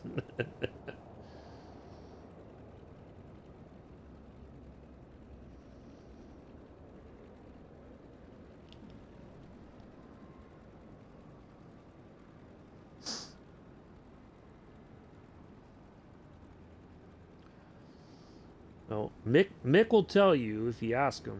He'll tell you how it was at the very beginning when I first started doing this. And that when I first started, I didn't have a flight stick. I had just the standard controller. Boy, was I all over the place. Mick says he was leaning in his chair trying to help me turn the plane.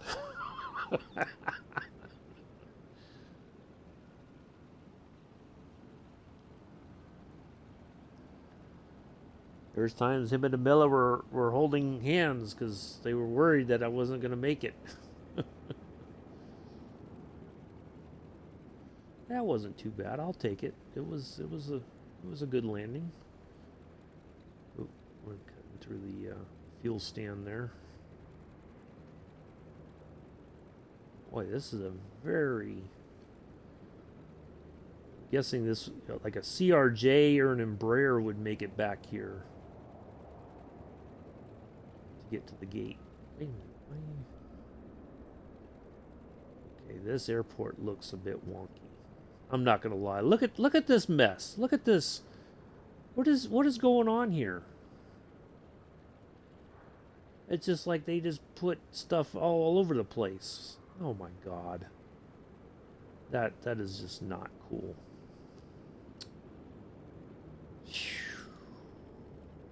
Alright. Let me just go forward a little bit more. Yeah. I don't know what they were trying to do here, but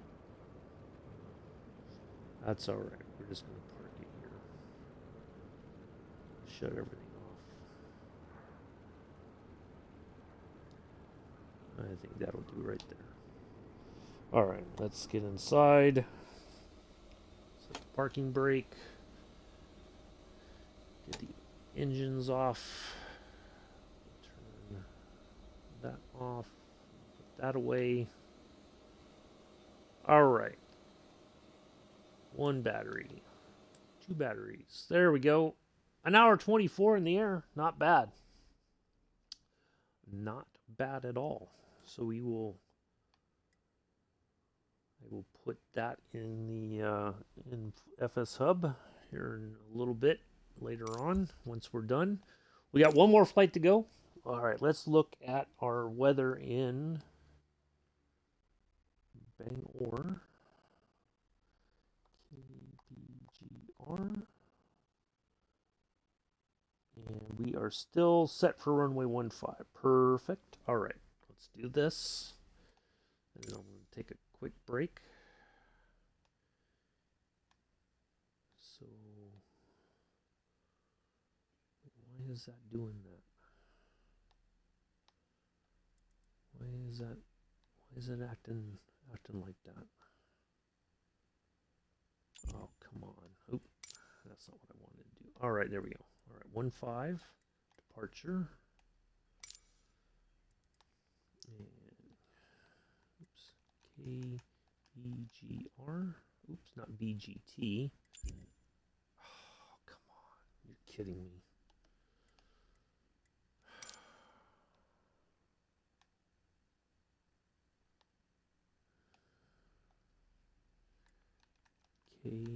KBGR.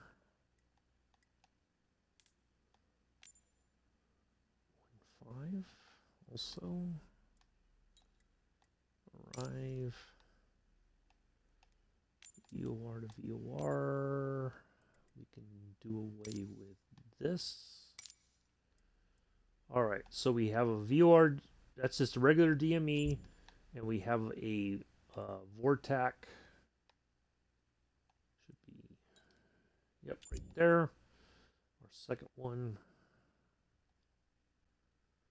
So that's what we got here. Let me just use the restroom real quick. I'll be right back, and we'll get back in the air.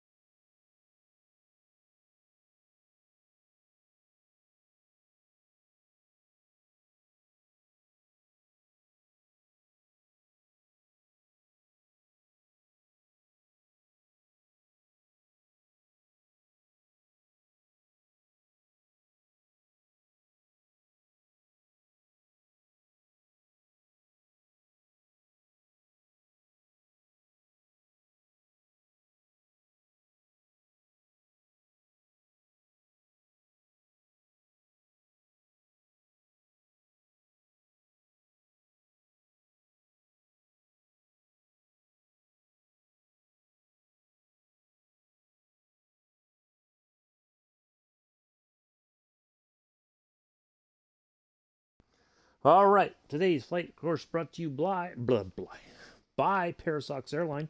Pair of socks, just because you have a pair of socks does not mean they have to match. Airline CEO Scruffy Tam will show you his mismatched socks. If you ask him nicely, he will show you. He's got a camera all set up just for such an event. Just on the off chance that you want to see his mismatched socks. All right. Let me just get some information pulled up here. And all right, so 85 nautical miles to our first our VOR DME, or just our DME right there, BML. And then 100 nautical miles to our to the Vortac there, right by the airport, and then we'll turn in on runway 15, put it on the ground, and we'll be done for the day. So, got some information pulled up. Let me just get, and that is 11655. Okay. Oh, no, not me. I don't do that. Yeah, the socks command. If you just put exclamation point socks, he will show you his socks. All right, let's just add a little bit of weight back in the back of the plane there.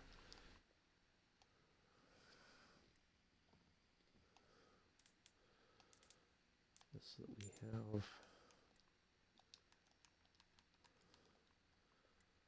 I don't know that I would feel comfortable showing my socks.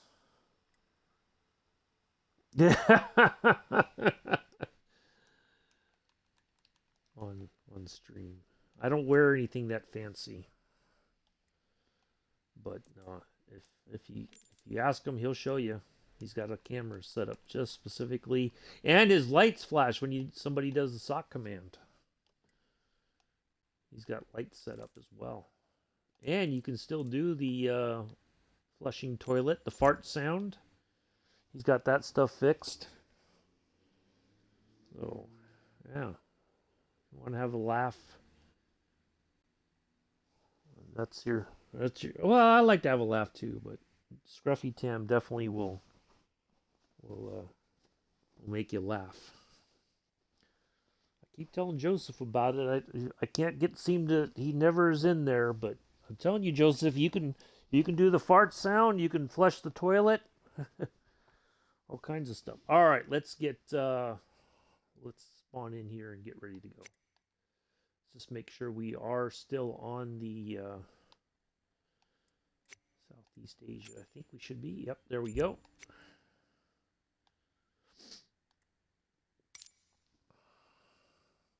Yes, we are Blue-Eyed Tom. That is correct. This is the second leg. So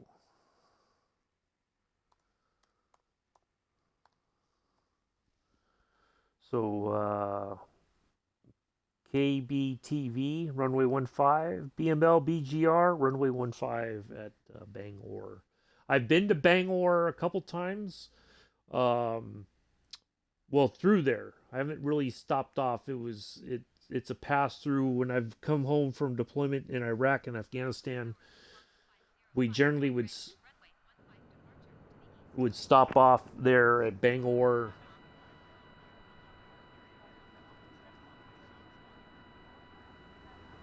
Late at night, early in the morning, and the one really awesome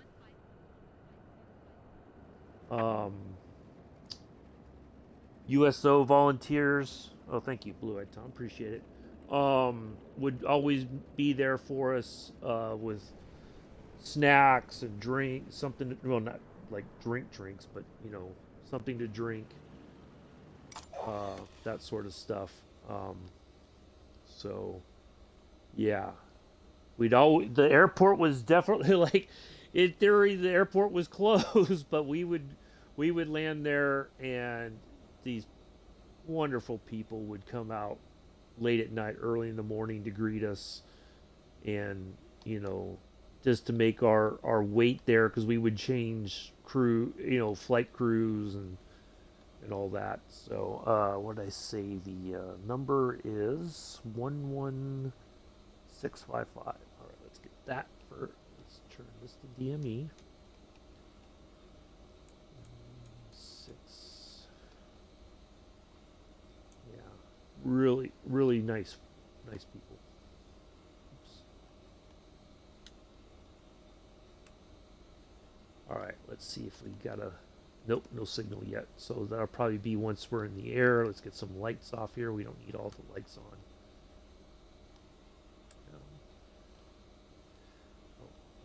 We can put that to. Just put it on. Okay, and let's get this. I gotta change that. I don't know why it does that, but. All right, let's just have a look outside here. We got to get our planes. One more thing to set up here. That, and let's get the 38 degrees trim for takeoff.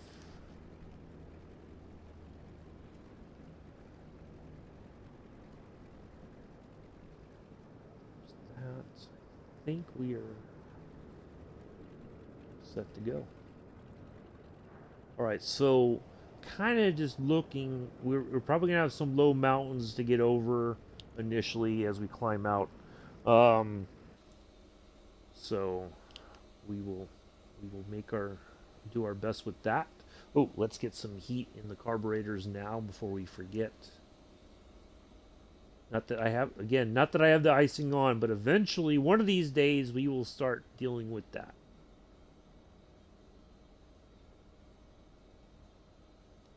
Go to 40. We can add more as we climb higher.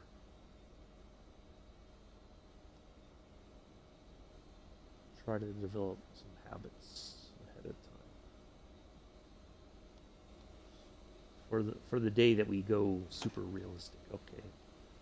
That's off. I think we are all set otherwise. All right, let's skedaddle.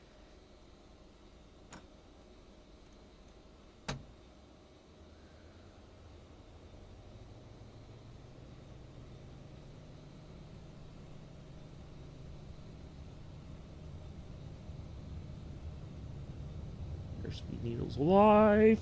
Oop, oop. And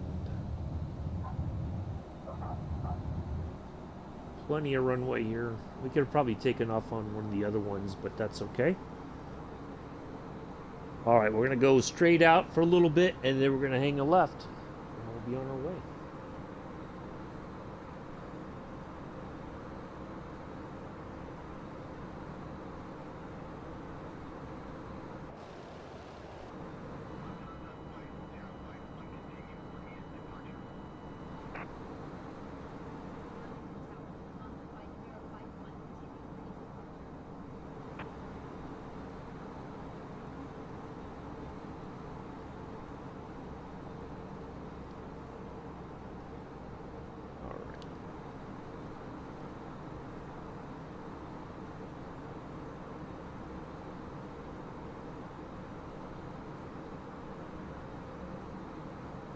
All right, go turn left here.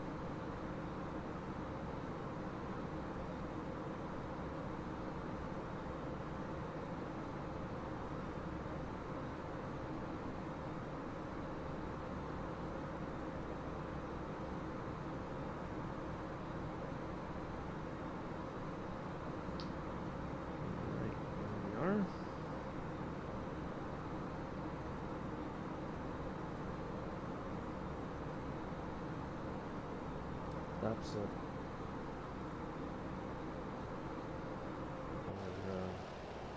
And, once the aircraft kind of does its thing here, nose is over, and then it'll start to kind of get back, nose back up. There we go.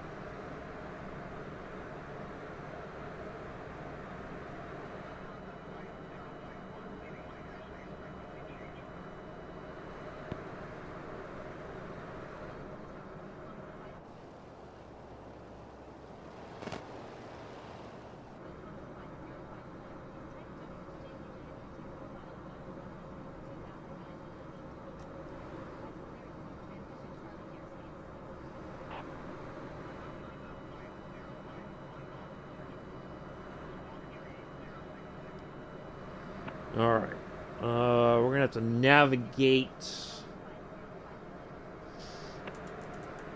over these. It might climb.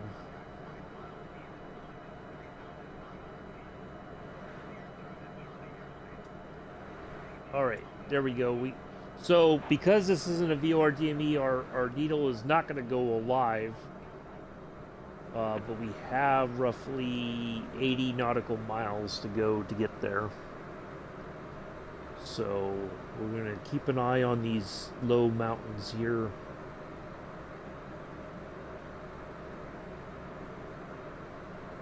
Out of Vermont, out of Burlington. Never been to this area. It seems like it'd be very nice to visit.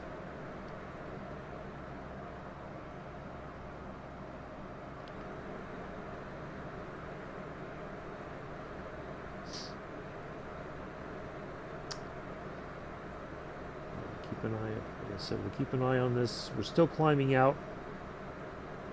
It's an important thing. So it's like 0.5 maybe. So actual.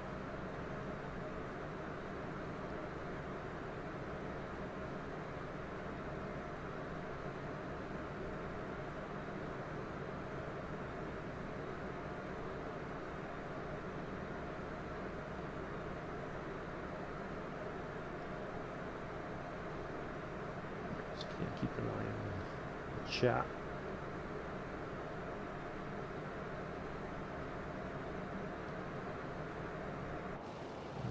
Yeah, that'll.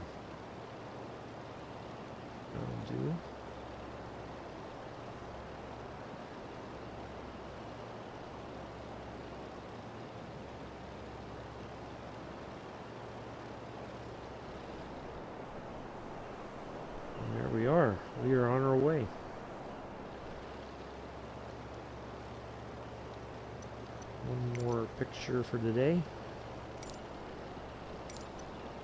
I like it just like that. That looks good. There you go.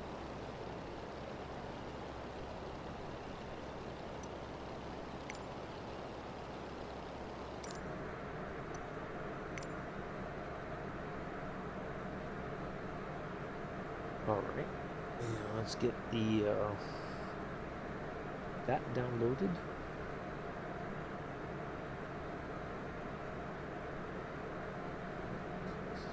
Is that on YouTube?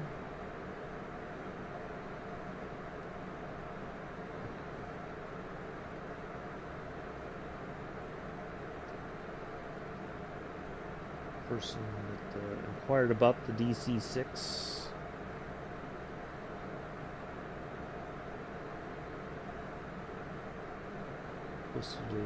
Thank you for letting them know about my thoughts.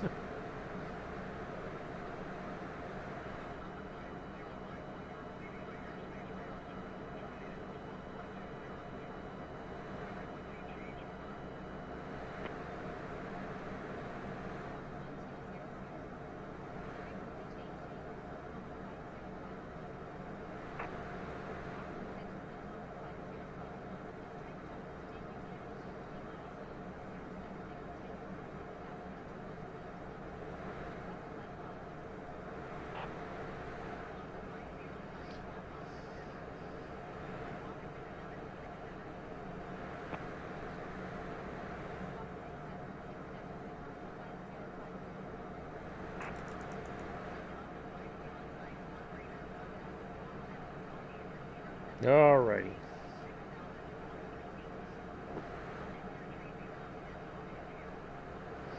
Well, look at that. We're just making our way right over these mountains with no fuss, no muss, no insanity. I like it.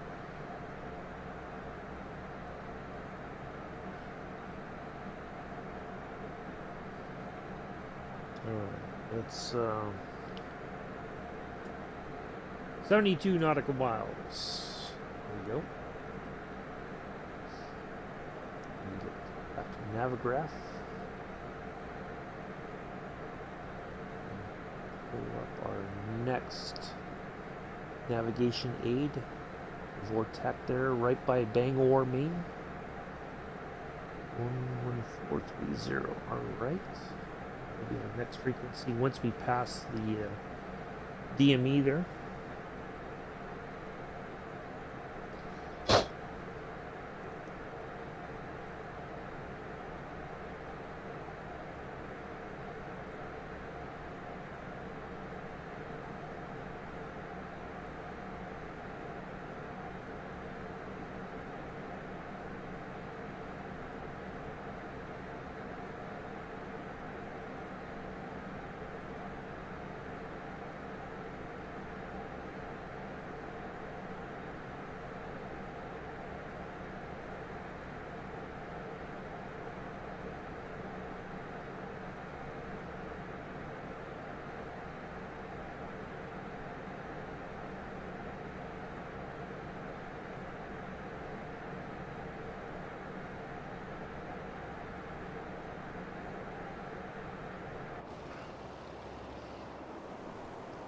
Boy, look at that scenery.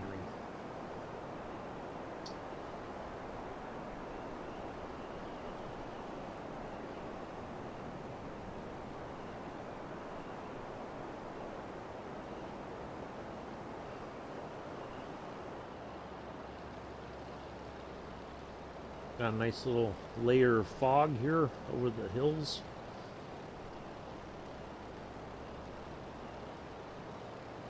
It looks like we might have more clouds as we get closer to Maine. We'll see. Might be okay. We should be okay.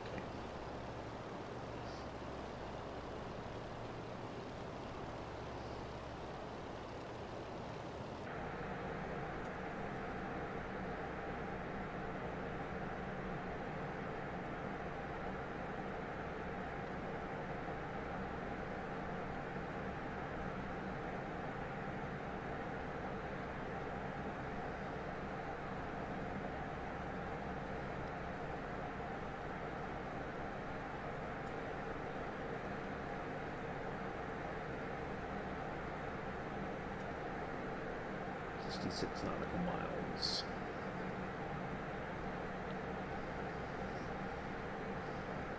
Yeah, this was not planned. This was kind of last minute yesterday while I was watching friends play Battlefield that I looked at, and I almost skipped a flight to Burlington when I was putting stuff together for today. It's like, wait a minute, why am I missing a number here? Why am I missing something? And so lo and behold, it was because I forgot about the flight from Oswego to Burlington. And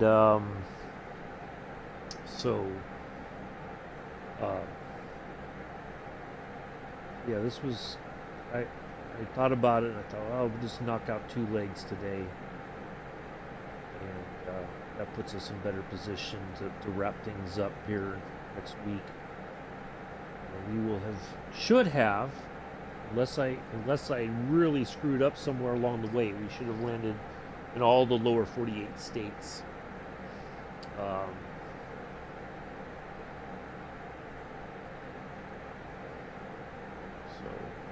I'm really happy overall with this trip. I really have enjoyed, and I don't think I'll ever, unless something dramatic changes with the aircraft in the sim, I will always be a big fan of this plane. It's been phenomenal. It's done it's far exceeded my expectations. And it looks complicated. People look at all these dials and buttons and switch, like all the stuff. It looks complex, but it's not. It's only as complex as you make it. But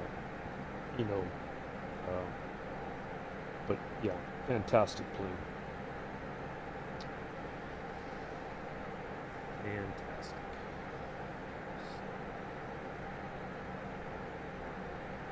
But we'll bring it back again down the road. You never know. We may do a surprise stream in it.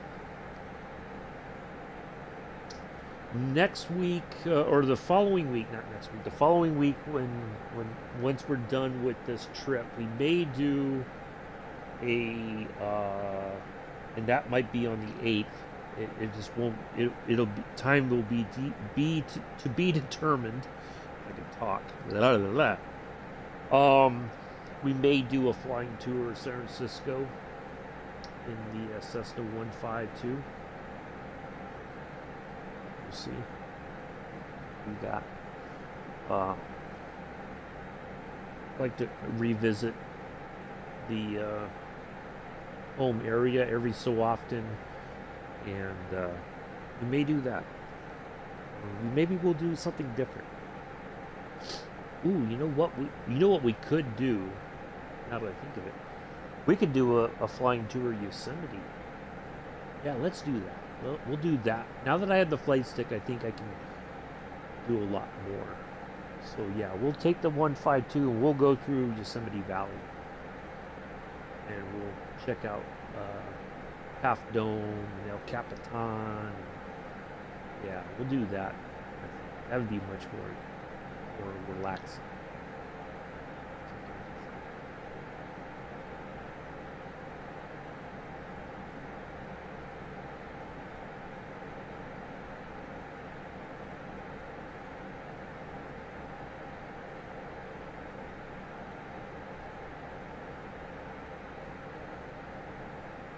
Maybe we'll do that in a Kit Fox or something.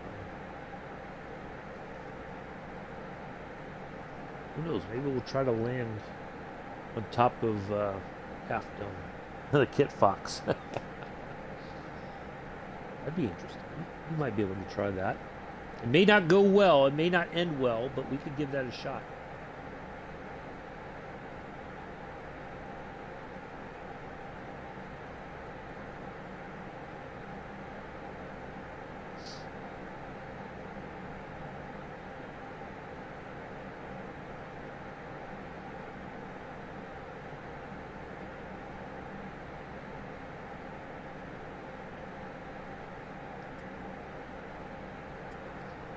We'll do a flying tour. So, We haven't done that one in quite a while. We did it ages ago. A long, long time ago.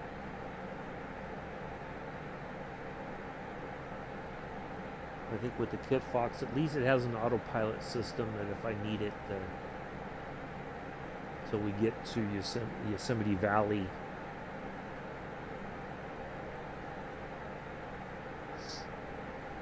then that'll help.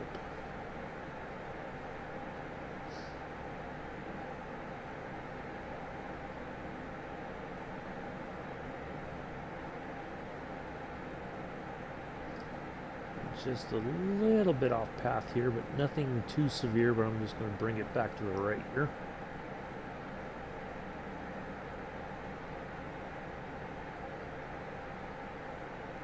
Just have a look outside. Nobody else. Slow hand is way over there in the Diamond 62, the DA 62. I believe they're flying with us today. I think that's all the way up in Canada somewhere.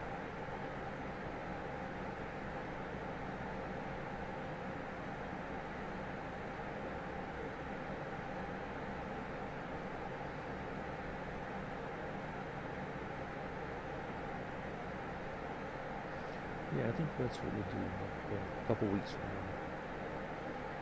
I gotta get my blood drawn, and as soon as I get back home, we'll fire up the sim, do the tour of Yosemite.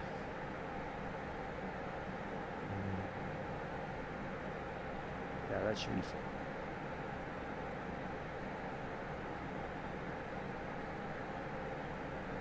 Maybe we won't use the low and slow. We'll use the one that's got a bit more oomph to it. But yeah, it's got an autopilot system, so we can use that to help guide us to our give my hand a break before we go zipping around Yosemite. And then, yeah, we'll see if we can put it on top of Half Dome. Be interesting. Maybe we can put it up there, land, take a look around, take a picture, zip right off, back off into the air. Away we go.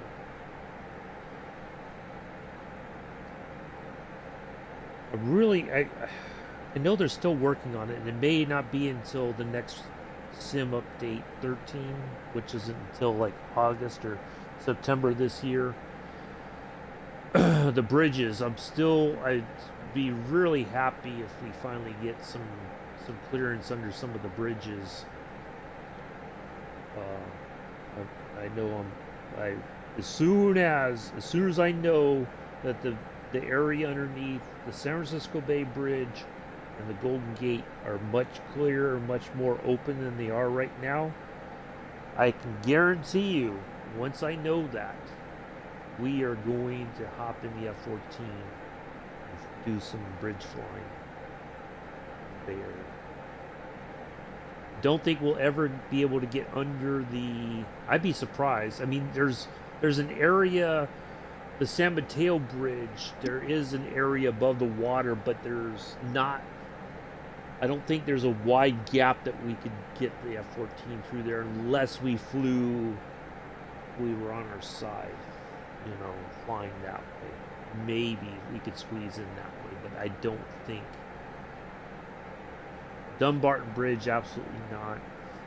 But maybe, you never know. They might be able to, if they clean up the San Mateo Bridge a little bit, we might find a way to get the F-14 through there as well.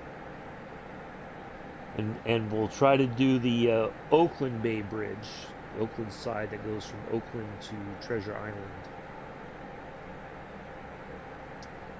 Let's see. Of course, then we'll buzz the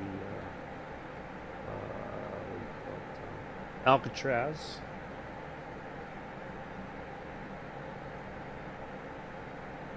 And definitely we'll flying past there as quickly as possible. Yeah, looking forward to that.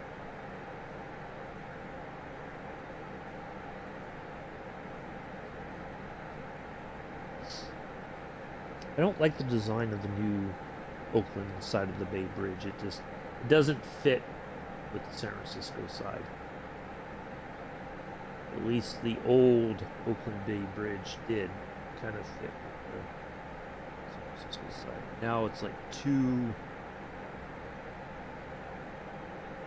It's like the yin and yang of Bay Bridges. they don't go well together. It's like a toxic relationship.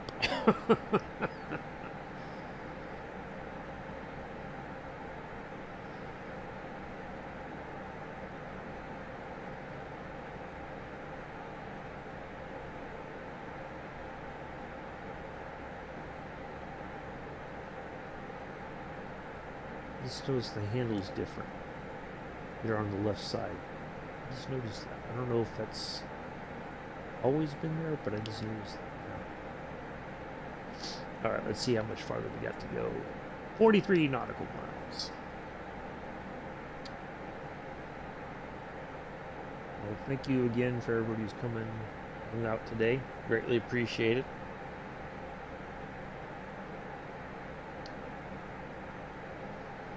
We'll be back tomorrow if you haven't been paying attention. We'll be back tomorrow, the F-14. Speaking of the F-14, we're going to take a trip through the Mach Loop. We'll gas up the F-14 as much as we're going to load it all the way up. That way we can hit the afterburners and burn some fuel and all that, and then we'll call in for in-air refueling. Make our way to Birmingham. Buzz the tower. Maybe a couple times, just because we can, and we won't get in trouble.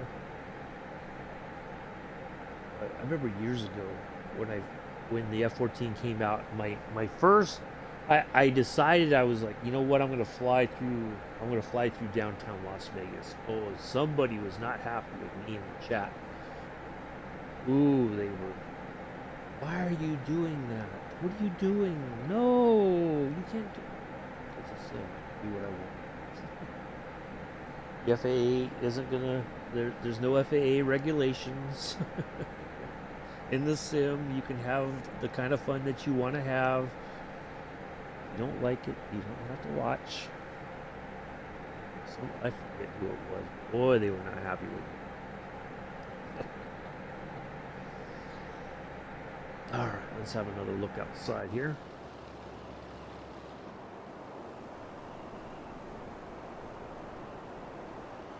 Let's see how things are looking in case we had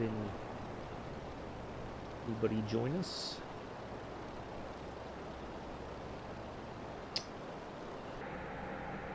Do like the F-14. I think I liked it before. Certainly, once I saw it in Top Gun, that really kind of cemented things.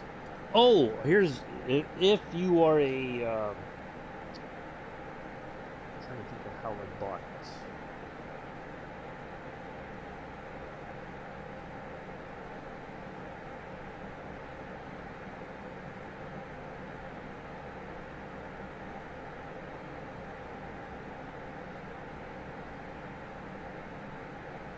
I think we got it through eBay. Find the eBay link.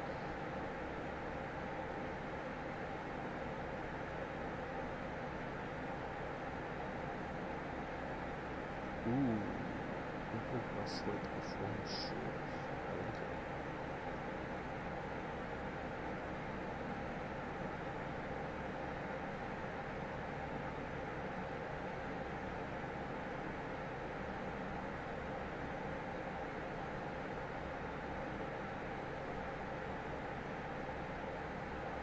Do like the Eagle, the Eagle F1 car.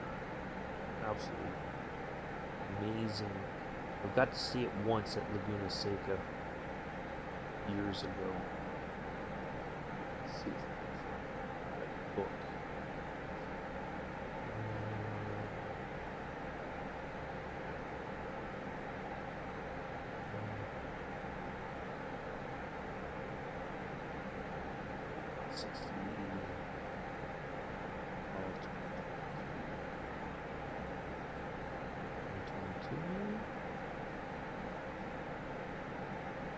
There it is.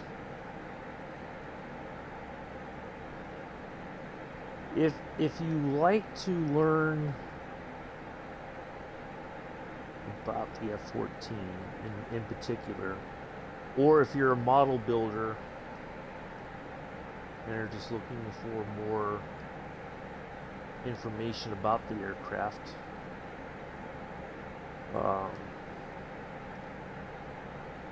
the one that I got, and I'm trying to find the ooh, they do have that. I do want to get the image. Just to say that I have it, although it's not in depth.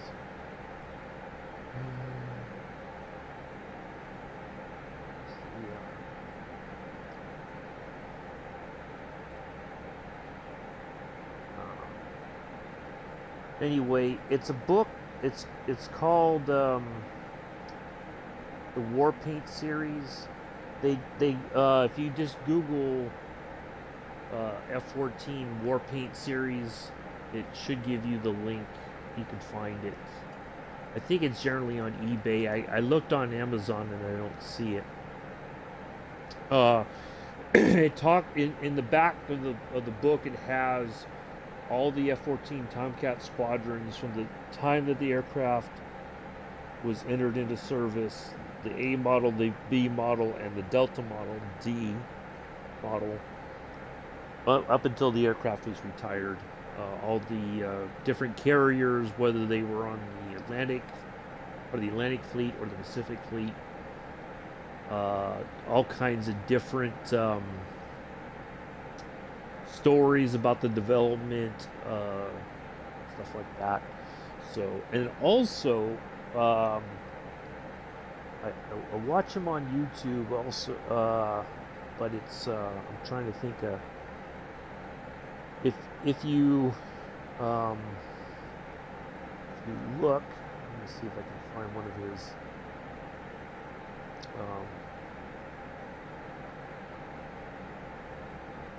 videos here. I know he's got one coming out today, but let's see if I can find the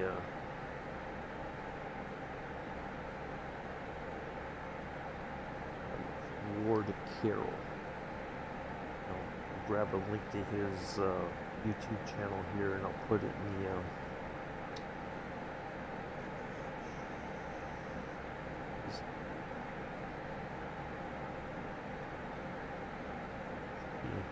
up top there somewhere. I think.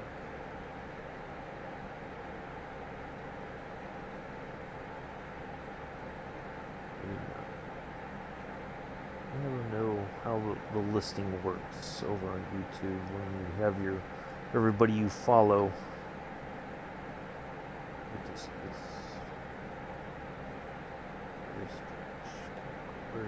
Oh, there he is, right there. If you want to know more about the F-14, Ward Carroll was a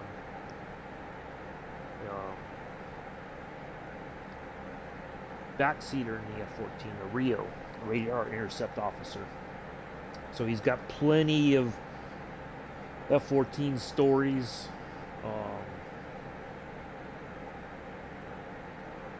And just aviation stories in general. But a lot of it is centered around the F-14. But yeah, if you want to hear more or learn more about the F-14 and his time as a backseater, definitely a channel to watch.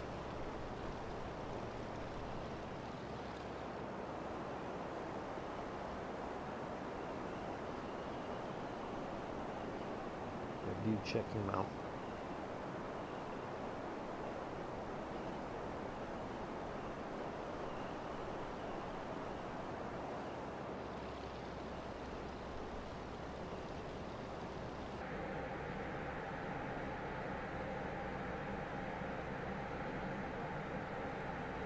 He does. If anybody here is also on DCS, he does fly in DCS as well. He's got a sim setup for that, and he flies the F-14 in DCS, I believe. So, I don't know how often he does, but he has talked about that a little bit on his channel. All right, 24.5 nautical miles.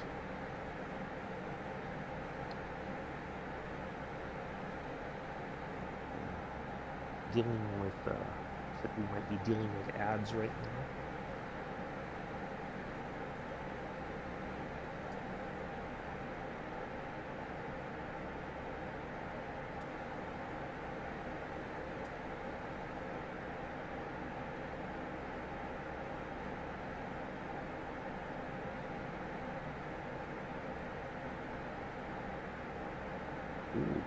Flight into known icing conditions prohibited. No aerobatic maneuvers approved. Spins prohibited.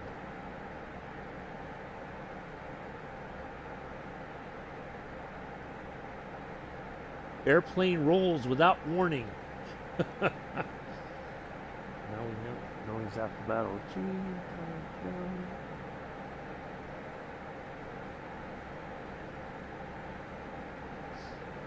Yeah, if you want to learn more about the F-14, there's a good source of information. And again, I think if you ask questions and comments in the comment section to his videos, I'm pretty sure he'll try to answer. Ooh, I gotta land the next one.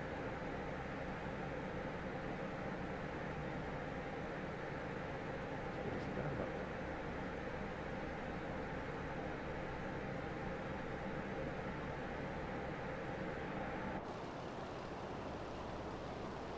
There we go.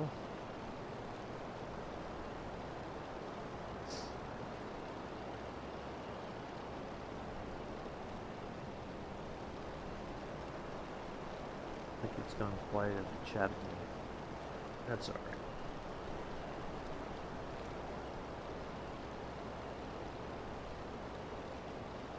Looking for milk, but no little please. Looking for milk.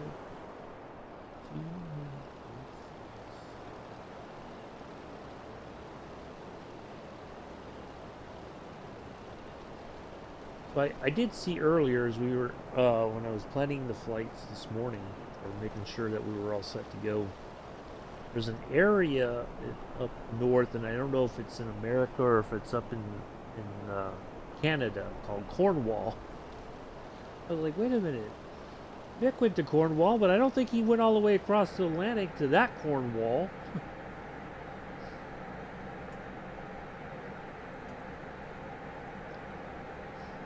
Radio Free Cornwall, the debut song of Joseph Adams, called The Corner Shop. I got on the bus and went to the corner shop. It's not really on the corner, it's halfway into town.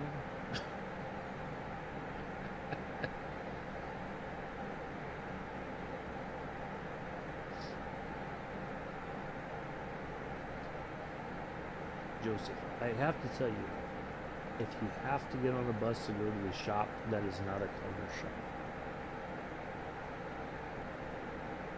Your definition of corner shop and reality are two different things.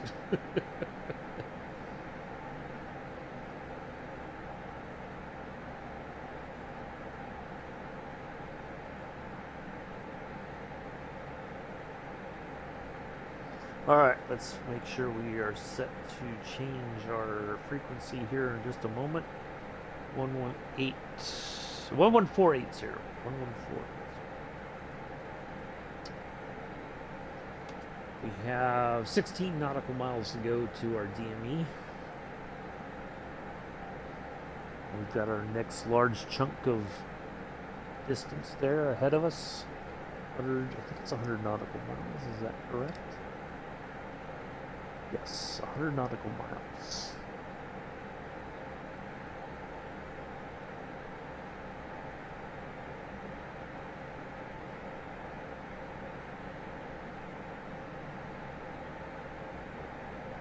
Watched Kaharia for a few minutes last night.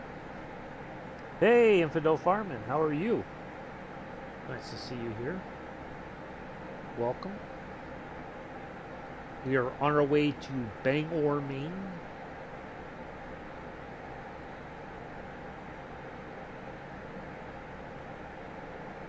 We just left Burlington, Vermont. Well, we're not just left, but we've been in the air for a few minutes, more than a few minutes. Burlington is way back there in the distance. And once we get to Bangor, we're gonna bang on and call it a day. Be back tomorrow in the F-14. Mock loop, shenanigans. I'll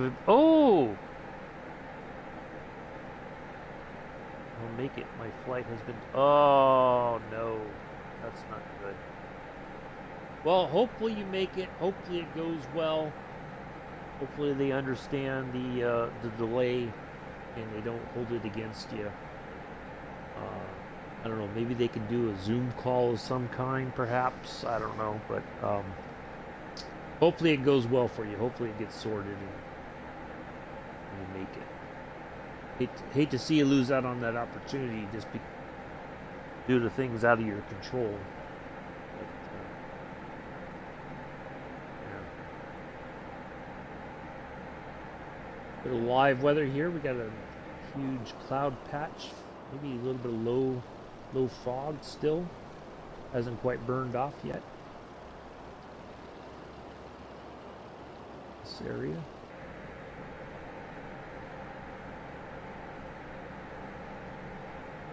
Try and reschedule for next week. Yeah, because I don't know. I'd be a bit, you're not going to be at the top of your game if with the stressors of the flight being delayed and you get there and it's like a big rush. And not that I don't think you can't handle the stress, of course, but it's just it may affect your interview as well. But yeah, that sucks.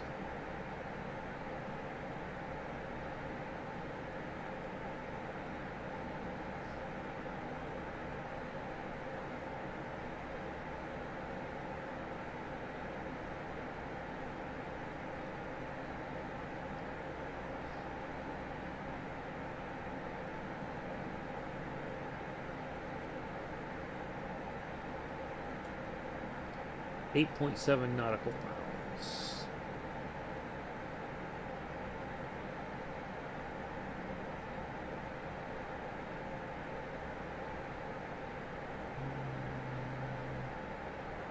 Checking the numbers.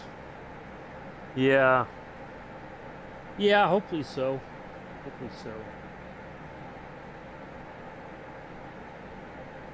You never know nowadays, it seems, what's going to be held against you, even if it's something out of your control. It's like showing up late for work and it's like, well, there was a big accident. Well, should have left earlier. Even if I left earlier doesn't mean that the accident wasn't going to happen.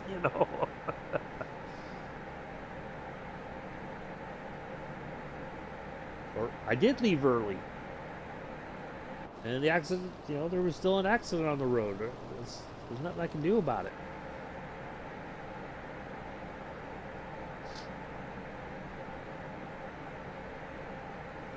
One of the guys I knew from my last duty station, he hit a deer on the way in early in the morning. And it totaled the front end of his pickup truck. So he was like, well, I'm running late. What happened? Well, I hit a deer. Why didn't you leave earlier? I said, I was already leaving early. What was I supposed to do? I think the deer would have been on the, maybe I would have avoided if I left 5 minutes earlier or 5 minutes later. You never know. Maybe I was meant to hit the deer. Who knows?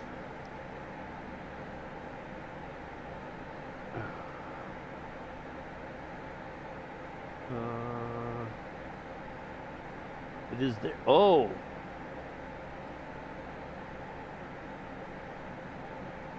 It is their airline.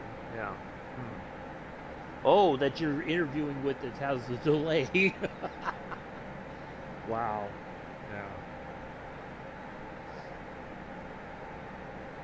So yeah, they definitely should. That's fine. I appreciate it.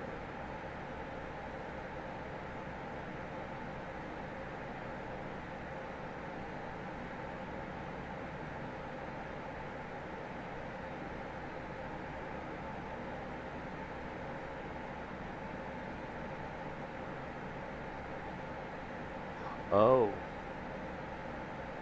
gotcha.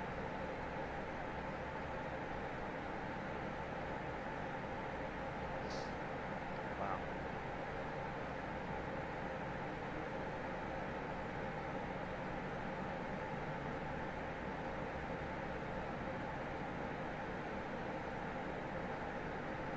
All right, we're nearly at the lone DME here. Well, not the lone, but the DME, and dial in the Vortac. Again, I don't expect that the needle here will go live to help guide us, but we'll get there.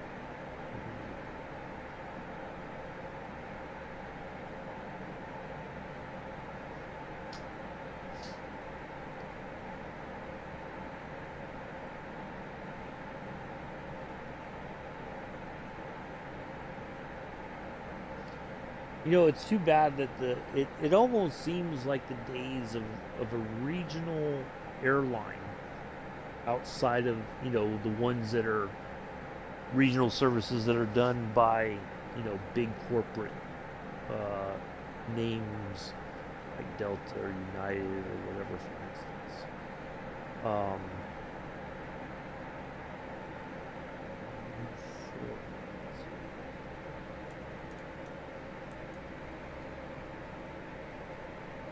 feels like I just nosed over. Oh, nope, we got our needle. Perfect. All right, just under 100 nautical miles to go.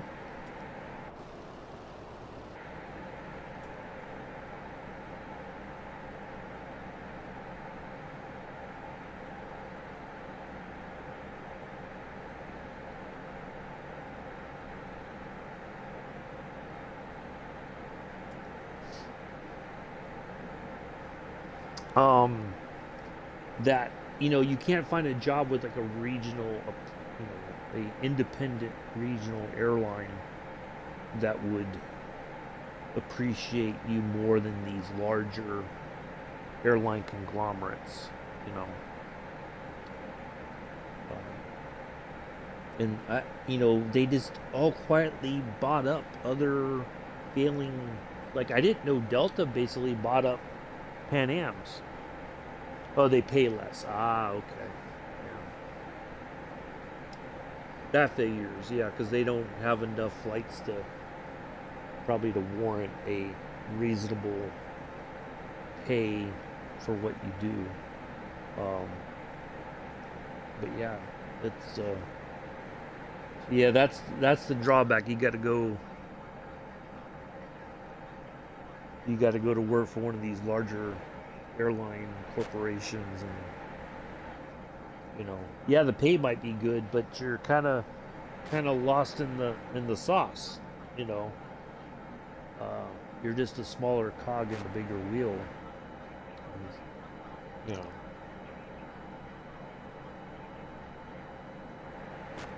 it always seems to me that that's the whenever you try to set yourself apart from um, your colleagues in order to get promoted and stuff like that, that it's set up for more there's more chances of somebody stabbing you in the back to stifle your advancement.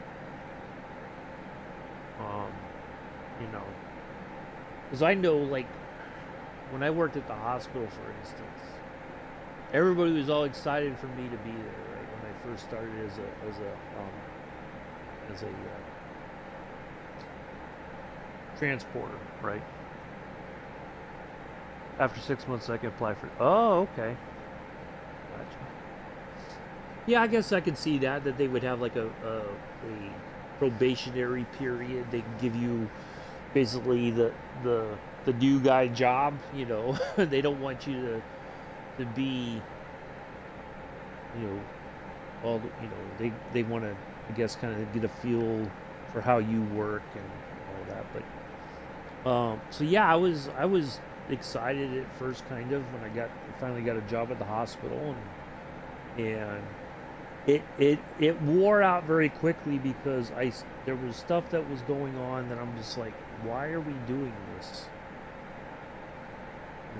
What is go you know it was very, like, I think I've told this story before. There was one day, because usually when I would come in for my shift, I was like on the second shift, and I was, for quite a while, I was the last transporter on shift for the night.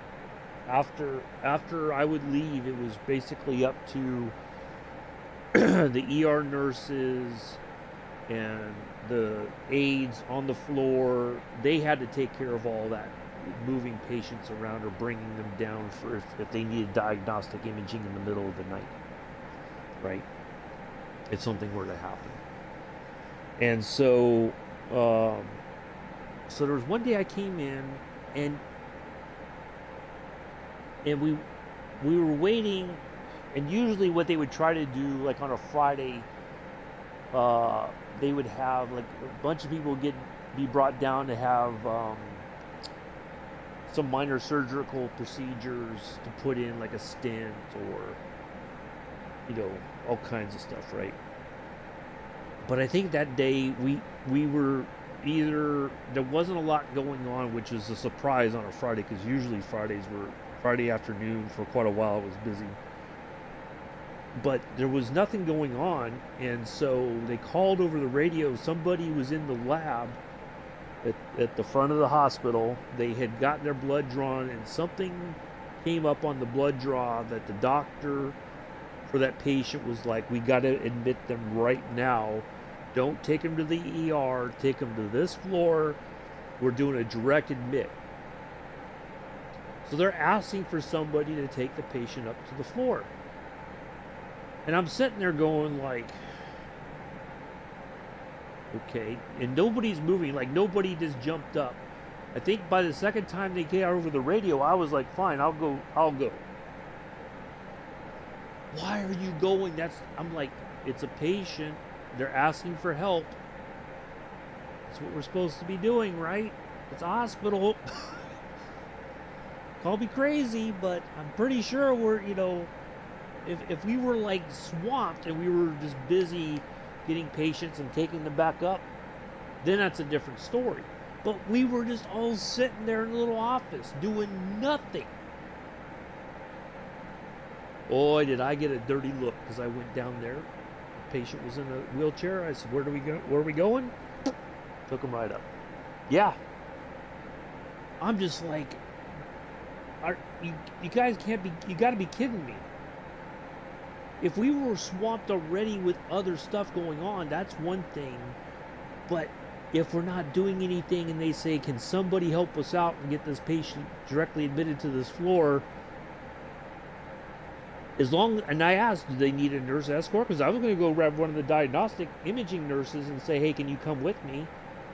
They weren't on a heart monitor or anything like that. But I was like, why did you go? What do you mean, why? That's like if when I was a medic, if somebody's like, Doc, help me, and I just sit there and go like, hey, Doc, somebody's calling for you. Like, really? Or my favorite story was I went up to get which floor the patient was on. But anyway, I bring the patient down for, I think it was CT. And so they're asking me questions, and I said, well, I'm just here to bring your loved one to the actual that's not my job. I'm just transport, basically. And the spouse of the patient said, oh, so you're nobody really. And I was like, oh, wow. And the other family member was like, Well, I wouldn't go so far to say that they're nobody. They are bringing our, I forget, mom, dad, whoever it was, to let's not be, yeah, let's not be that mean spirited. They're doing their job. They don't have all the answers to what, and that's, it's better that I say I don't know. You have to ask the imaging specialists. They have more information than I do. I don't know all the particulars. And it would be wrong for me to lie and say, oh yeah, blah blah blah, and they're going to say, well, this guy out here said. Yeah.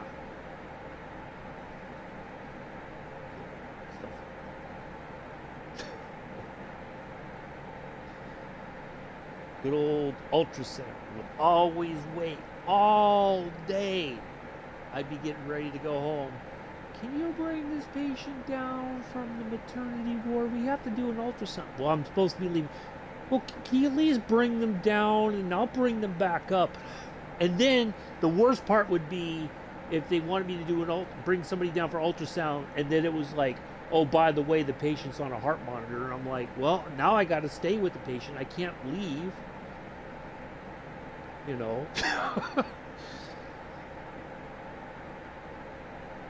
Oh, and then I get yelled at. Why did you stay late? Well, they brought somebody down that was on a heart monitor. I can't just leave them be, right? I have to monitor I have to look at the monitor in case they have a cardiac issue. Well, you don't have the authority to make that decision.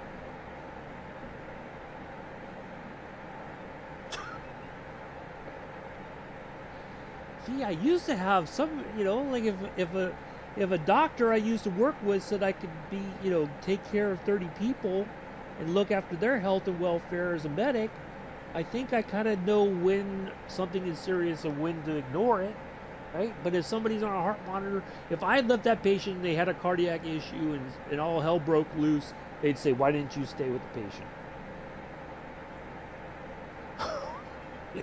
Damned if you do, damned if you don't.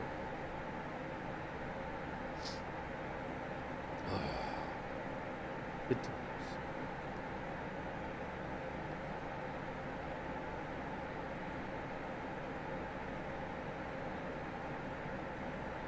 Why did you stay late? Well, there was somebody in the ICU and I helped them bring the patient down in their bed from ICU, move them across into CT, and then put them back on the bed and bring them back, help them bring them back up. Well, okay, but still. What am I supposed to page somebody and say, can I stay a few minutes extra late just to help out?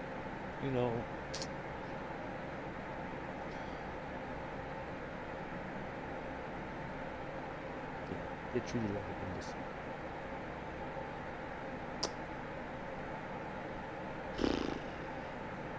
I don't miss it. I don't at all.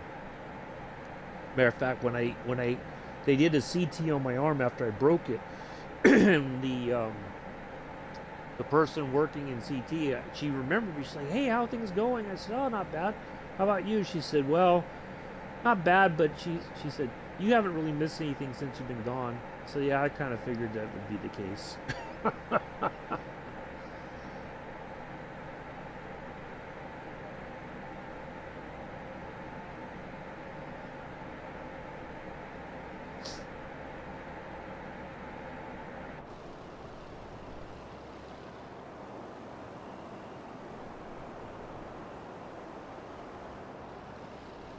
Yeah, oh boy, my boss at the time, she would always, why am I, why did I see this on your thing that you clocked out like 30 minutes past? Well, this is what happened. Well, you shouldn't be doing that. Well, I'm pretty sure I know when something is serious and when I can say, well, I can meet you halfway. I can, like I would say, all right, I'll bring the patient down if you're going to bring them back up yourself. I'll do that, but because I would always have to make sure all of our heart monitors were accounted for, all the the stretchers that we used were all wiped down and cleaned and reset for the next day. Checked all the oxygen tanks to make sure that they had full oxygen tanks underneath. You know, so I always try to give myself time to do all that. No, other people had other ideas.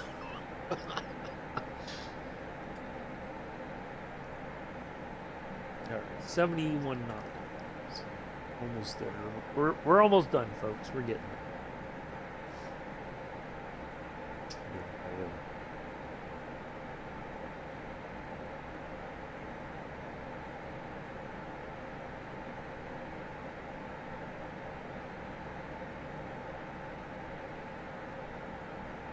And even some of the nurses I worked with in diagnostic imaging, because we had our own, like, yeah, exactly, and like I would do a good handoff. If I brought a patient down and they were going to be doing, if they were there for minor surgery to put something in, and I'd tell the nurse, this is so and so. So far, everything looks good. No major issues on the monitor. No complaints, whatever. And they would be like, "Hey, that's like a good handoff." And I'm like, "Well, I kind of learned my lessons the hard way. You had, as an evac medic, that's what you were supposed to do. When you handed the patient off to the next level of care or to a flight medic, you had to give them a brief." Explaining, things as far as you knew them, the things that you observed, the things that you had done, and all that. And they were just like, man. They're like, you ought to be a nurse. And I'm just like, I don't know about that. I'm quite content with it. I did eventually try, but me and chemistry especially did not see eye to eye. I could not grasp chemistry to save my life. And part of it was the way that it was taught and the way we were tested for the class didn't always seem to make sense. So that's all right. It just wasn't.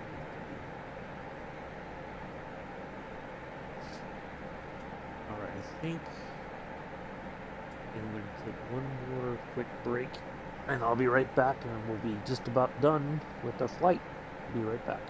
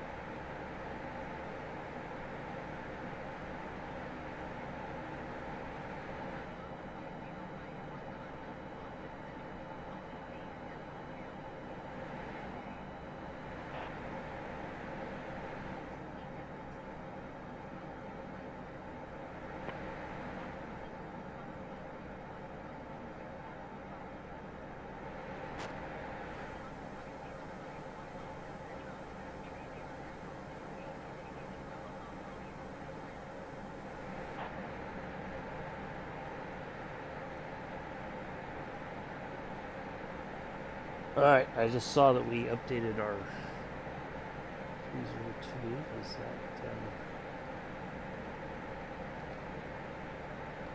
3028? I think that's what it said. Let's double check here. Yep.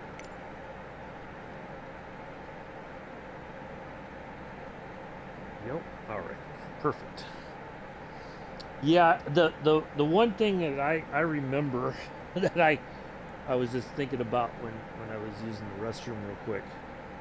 Um, there was this one afternoon. Uh, Somebody was getting discharged. I think they had had a minor procedure and they were ready to go home. And they weren't required to stay in the hospital. It was just a outpatient sort of thing. And so I went and got the patient in a wheelchair, elderly lady, and she's parked way on the other side of the back end of the hospital. Was, or what I would say was, it was the opposite end from like the ER entrance and all that. And so I took her, I picked her up, introduced myself, and all that, and we got out to the parking lot, and she hands me a $5 bill, or she goes to hand me, and I said, "Well, ma'am, I appreciate it, but we're not supposed to accept gratuity. That's, we did have valets at uh, the main entrance of the hospital, and I don't think even they were supposed to be tipped for providing a valet service, but I said no, I can't accept the money. She said, take it. I'm not going to take no for an answer. I'm not going to tell if you won't. And I said, okay. She kept trying to. I'm like, okay.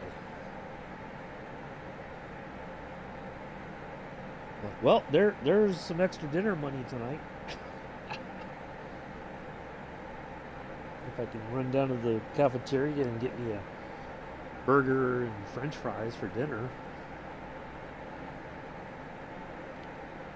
Or the cafeteria closes for the night.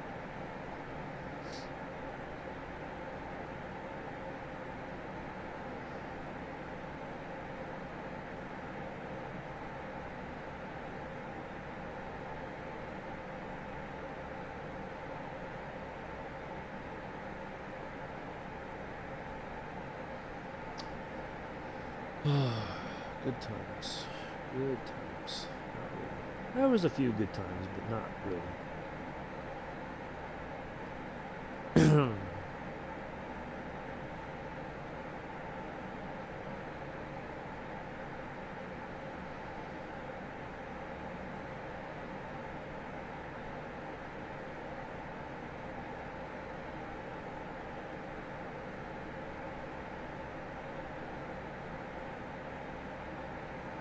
There was one patient. Oh, she was so fussy. And I go up there to get her, and she's not really wanting to go, but the nurse is like, well, what if I go down with you? Would you feel better? She's like, okay, yeah. So we went downstairs, and she had to go to x-ray. And I dropped the patient off, and I went back to my office just to see if there was any other printouts, because if we had more patients to get, they would put out the name, the floor, the room number, pertinent information, what department, whether it was CT or MRI or X-ray or ultrasound, that sort of stuff. If they were on a monitor or not. And something happened where she fell in X-ray, and so she's laying there on the floor in X-ray, and the nurse is like trying to talk with her just to kind of calm her down. And she got so snappy with the nurse. Don't talk to me about blah blah blah. Oh, she was really mad. And then she's just like, well, I'll talk to him, but not you. And she's pointing at me. I'm just, oh, and the nurse is looking at me like, why is she? I don't know. Oh, goodness.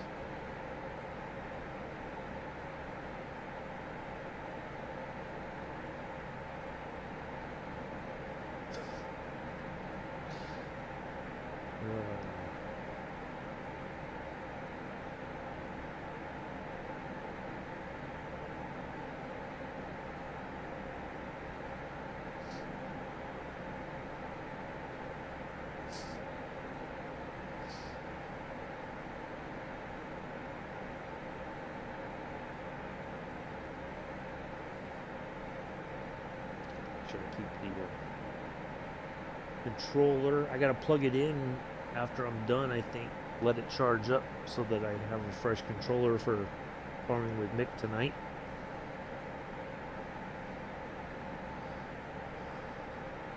Sure, we got lots of work to do there. I know we have 2 fields that need to be planted or seeded or whatever.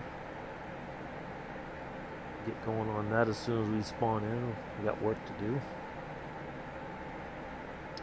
Oh, Mick's here. I think he's been lurking the entire time.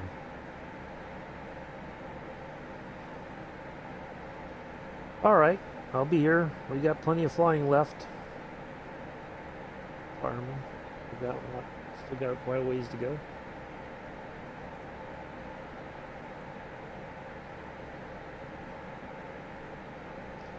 Qualifying for the 6 hours of spa.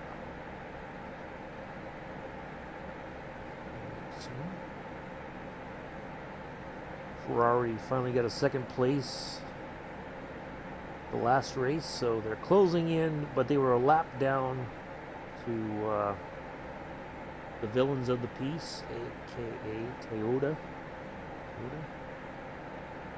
So hoping they're slowly drawing in, getting closer to beating Toyota. Hopefully it's this weekend. And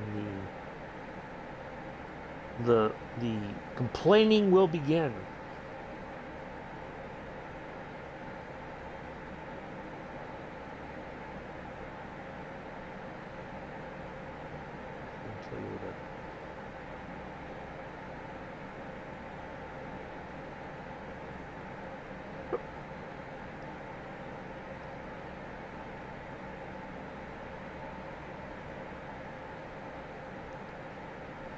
We'll see. We are 45 nautical miles, and then from there it's a short, let's see, 15 nautical mile, oh no, 3 nautical miles, sorry, to our runway. So we got to start dropping some altitude here soon.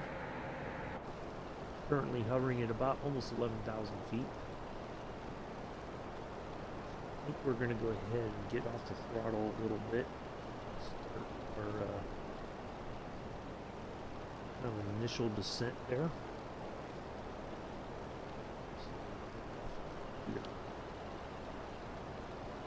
Setting ourselves up for success here.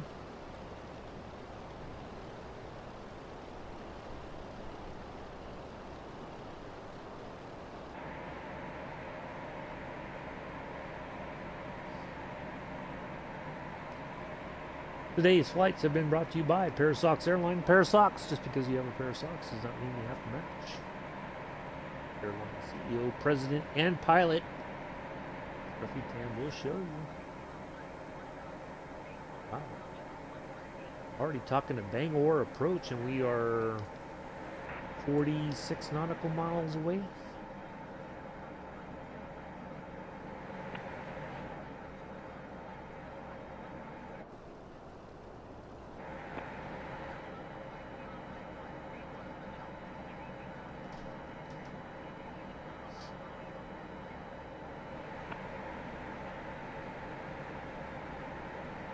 I think he'll be back Sunday night. I think today, unless it got canceled, he was supposed to be taking his students out to an NHRA drag racing qualifying round.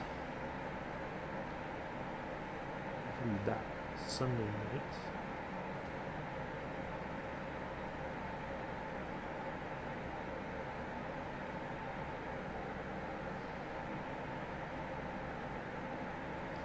Thank you again, everybody, for coming in and hanging out. For if you've lurked or if you've watched and interacted in the chat, greatly appreciate it. We'll be back tomorrow, 6:45 Eastern, 11:45 UTC or UK, 10:45 UTC in the F-14 Tomcat Mach Loop, inverted flying, all that good stuff. you want to come in and hang out and watch, or if you want to fly along, more than welcome to. If you want to fly a classic warbird, you won't be able to keep up with me, but you can do your runs through the mock loop if you want.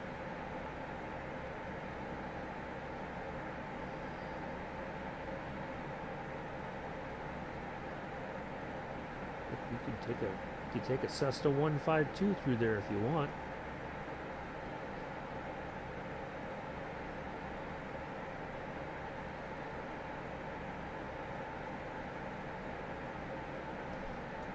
Alright, 38 nautical miles. Still losing some altitude. It's good.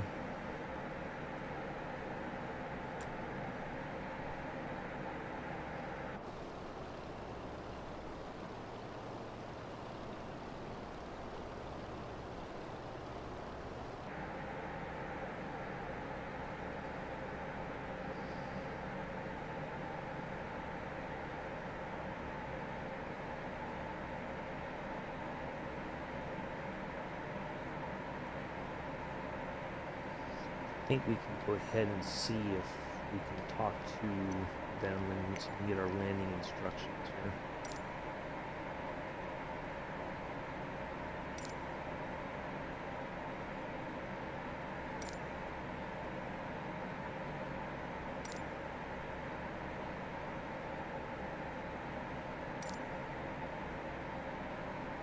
A lot of small airports.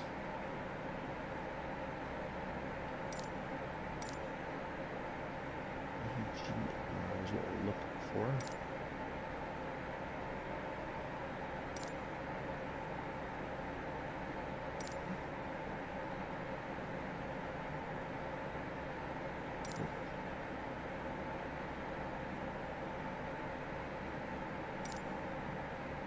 There it is. Finally on the last page. There it goes.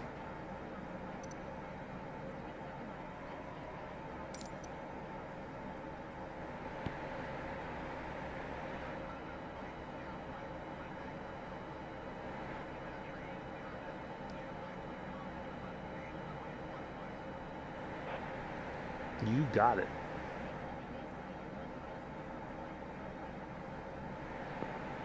Alright, so we're gonna cross over our VR or our Vortac, although that is above our landing runway. So we're not gonna go to our Vortac. We are gonna go. We're going to go away from it and get ready to go into our landing pattern. So as soon as we get a little bit closer, we'll see. We still got a bit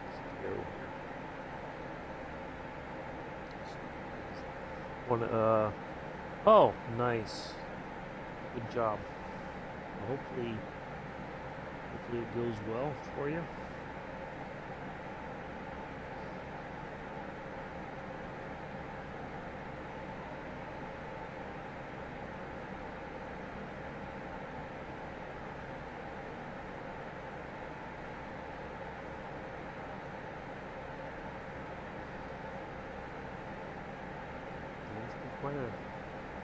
Quite a long morning. Figure I get started early, that way that gives me time to get myself sorted before I hop in my buddy's stream later on this afternoon at about 1 or 1:30ish, whichever, 12:30ish. Got time to get this downloaded and processing for YouTube for tomorrow.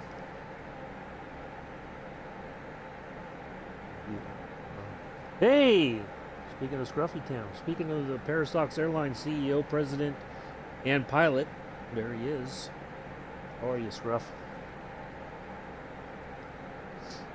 How did, I'm guessing that, did you guys go to, are you on your way to the NHRA event, or has that been canceled?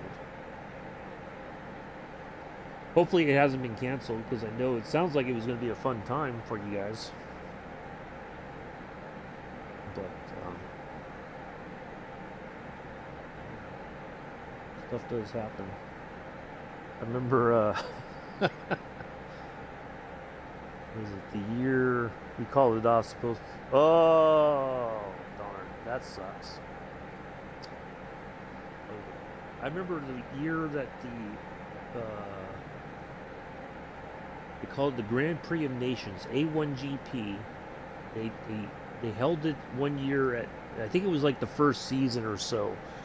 They had it at Laguna Seca, and we had a really bad storm as well, and they were initially going to cancel it, then they put it back on, and basically they refunded everybody's ticket prices, but you can still go if you wanted.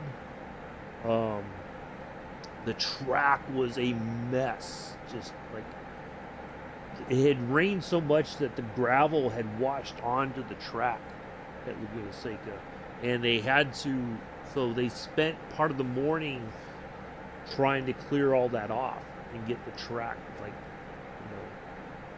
worthy enough to drive on, or good enough to drive on. But it was, yeah, it was an interesting thing,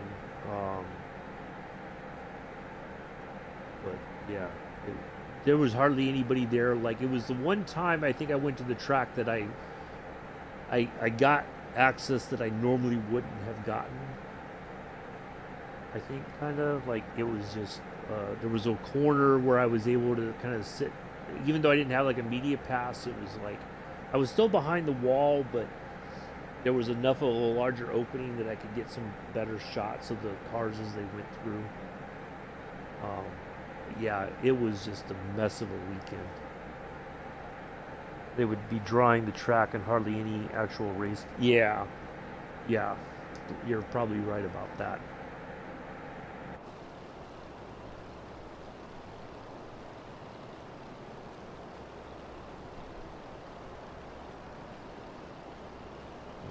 I think it was the one of the years before they had repaved all of Laguna Seca, put down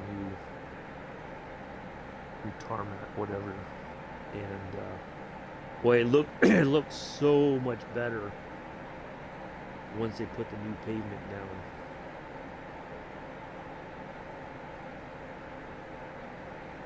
Yeah, it was, ooh, and it was cold. Like when I was driving, it got cold, so cold that there was a bit like we'd gotten there was a bit of a hailstorm. I'm like, oh man, this isn't gonna go at all. They're gonna be like, yeah, no, we just canceled it outright.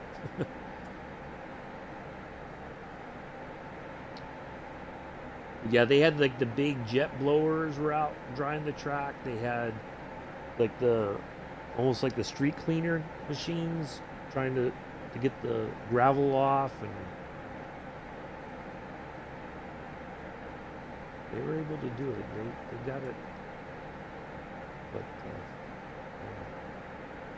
the one and only time that the A1GP ever went to Laguna Seca.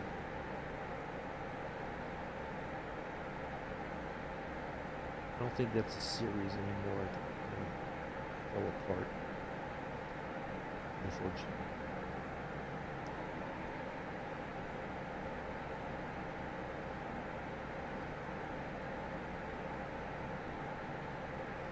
I think all the cars, they were all the same engine, same body design. It was down to the skill of the driver, and the driver would, if it was, they wanted the driver to be from the company or country that they were representing. My first NASCAR race in Phoenix, of all places, was 2 hours before they called it, was bummed. Yeah, I don't think that's ever happened to the NASCAR race at Sonoma, because it's usually it's kind of mid to late summer, I think. So they never had to worry about that happening. But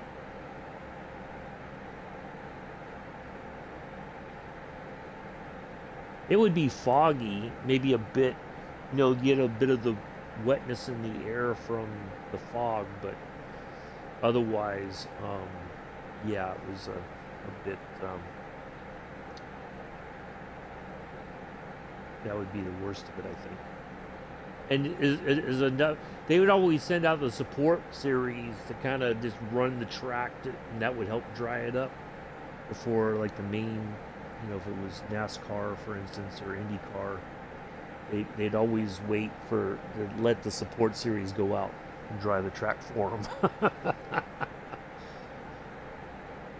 Because I think the one time I went to see NASCAR at Laguna, at Sonoma, they had the Grand Nationals with them, and so it was like the historic NASCAR series, kind of, I guess, in a way. But yeah, they went out and ran, and so did what was there? I forget what. There was like a couple different support things going on that weekend, but they all took to the track to dry it up before NASCAR went.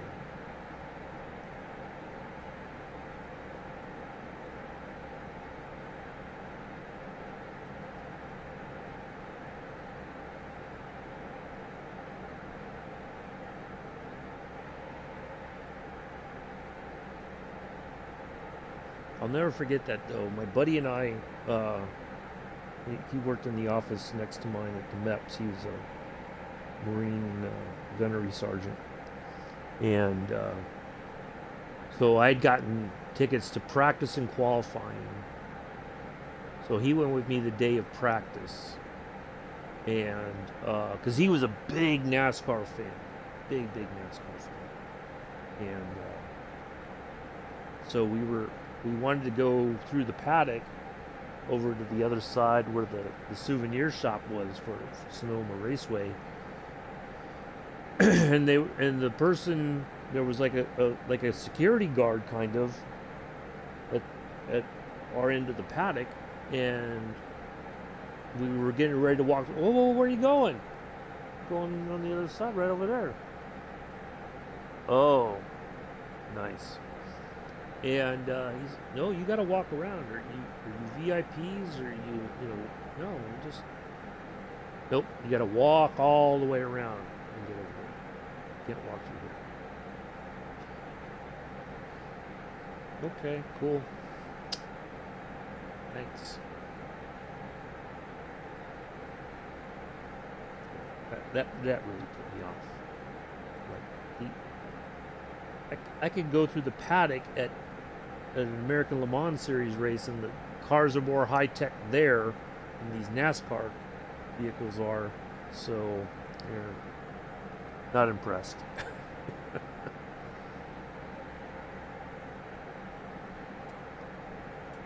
All right, we're almost there, folks. Still got to drop a little bit more altitude.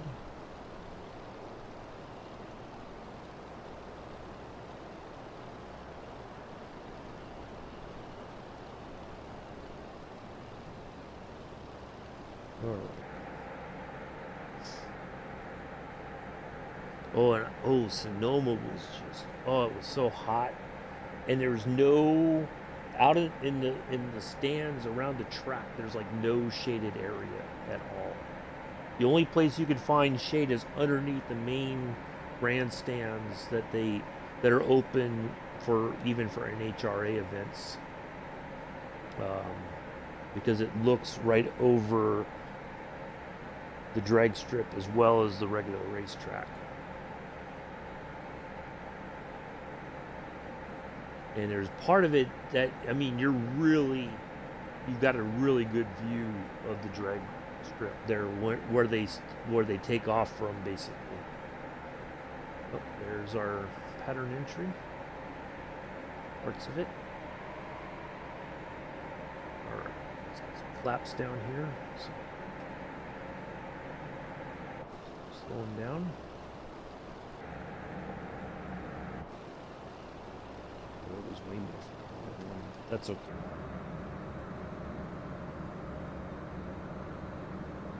All right.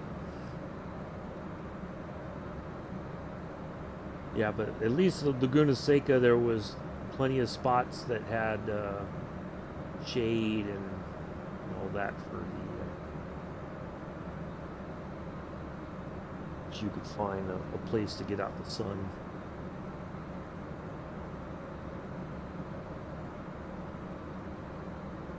And up at the top by the corkscrew, I think they had a small stand that would be open to sell water and stuff like that. If you didn't have any water with you.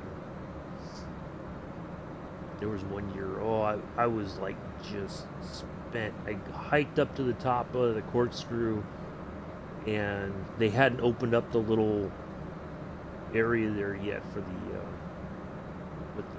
with the water. Oh, I was miserable. Yeah, exactly. $7 a bottle, and it's just one of the small bottles of water, and it's like, yeah, I really should have brought like a Camelback or something like that filled with water, and that way I would have been fine regardless. Yeah, oof, miserable.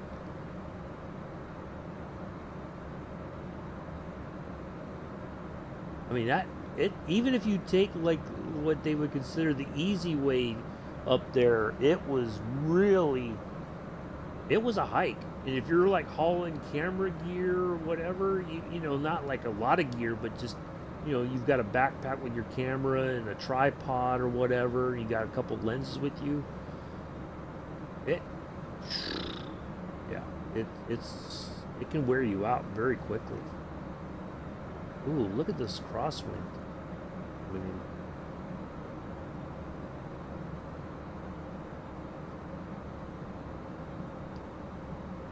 I miss it though. I love Laguna Seca. If I could afford it, I'd buy a house right by the track, and that way I wouldn't have to travel very far every race weekend that was there. Oh, I miss it. I was in love the first time I went to a race. Uh, oh yes, yes. I saw that numerous times when I used to go to Laguna Seca. People would be drinking at 9, 10 o'clock in the morning.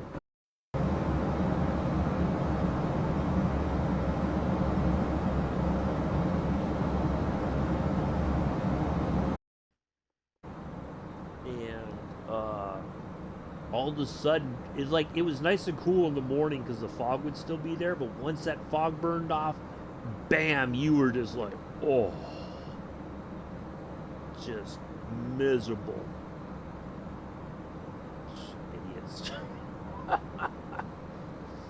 Yeah, I the first time I went to it was a champ car race at Laguna Seca. It was just I went on a whim. I got tickets for a ticket, I should say, and I was just like, oh my god, I was in love. Yeah. Oh, and they're just as bad, if not worse. When I used to go down to Amelia Island for the car show, same thing. People get up and they're slamming the Bloody Marys and all that kind of stuff, and they're just walking around, sauce, nearly stumbling into these cars. I'm getting ready to take a picture of a car, and people just walk right through. They won't even pay attention. They'll walk right up to the car in front of me and be looking over the car, and they're sipping on their drink still and looking, and then they look back like, oh, are you trying to take a picture? You think? Oh, that's why the last time I went to Greenwich for the car show, I as a graduation gift for myself when I graduated from the community college, I got VIP tickets. And so I was able to get a lot of pictures right away before all the stupidity unfolded later on. You know, when people were just tanked, acting foolish. So, yeah. Oh. But I still remember that last time. And if you go to the very beginning of my channel on YouTube and look, it was the first two videos I ever uploaded to my channel before I did streaming, I think. I was sitting there, and I included it. I almost didn't. I think I included it. But there's a part where it was before the event really kicked off, and the cars were coming in to enter into the show field and be told where to park at and all that. And so it was the year that Bentley, somebody brought like there was a bunch of drivers that had these classic Bentleys, like the old Bentleys from like the early years of Bentley. And this woman comes and says, I wonder what kind of car that is. I say, you talk about that Bentley blower right over there? Oh yeah, I guess. Like, well, gee, it's in the program. There's a picture of it in the program. If you look at the picture and you look at the car, you're like, oh, it's that one. Like, my thought was, it's too early for this. It's too early to be asking questions like this. Come on now. What are you here for? Well, you just happened to be walking by, you thought you'd just kind of stop off and see what was what? Or what's happening? Come on.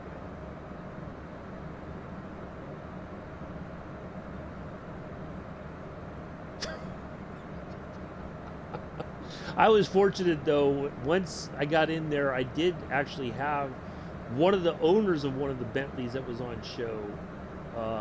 Because with the VIP pass, you get they have like a little buffet breakfast with like, you know, these really greasy breakfast sandwiches. You know, they're all pre-made and, you know, they just wrap them up to stay warm and all that. And you had like the little fruit bar that you get like the fruit thing for breakfast. They had orange juice and coffee and tea and all that kind of stuff. And so one of the owners of one of the Bentleys was there, and him and I just sat there and chit-chatted for a bit while we were having breakfast. Really down-to-earth guy. He's like, so which car is yours in the field? And I said, oh, this is a gift to myself, really. And he's like, oh, cool. You know, like he didn't go like, oh, you're just a regular person. Oh, okay. No. Can't talk to you anymore. All right, let's line this thing up and get ready to land. Oh, and of course now, infamous. I gotta. All right, let's. Well, is anybody else seeing ads? Because this happened last time where there was ads. Yeah. Oh, you're one of those guys. Oh, you're the riffraff, huh? Oh, he was really cool. He was like, oh, good for you. Welcome. You know, stop by the car later on if you want to get some more pictures, whatever. Just down to earth, you know, didn't get all judgmental and shit. Pardon my French. All right, we're gonna turn to the right again. We're gonna do like last time just to make sure that we're lined up. You know, everybody can see the landing here and not ads. Well, we're getting ready to put this on the ground for the second last time today. Yeah, really cool guy though. There was that guy, and then there was one. One guy had a Jaguar that was owned by a Hollywood celebrity. Hello, Milla, you're here just in time. We're just about ready to wrap things up. It was like one of the classic Hollywood celebrities, and I forget who it was, but he was so like, when I walked by and he's like, you want to get some pictures? Come on over. Just really, you know, very friendly, maybe a little flirtatious.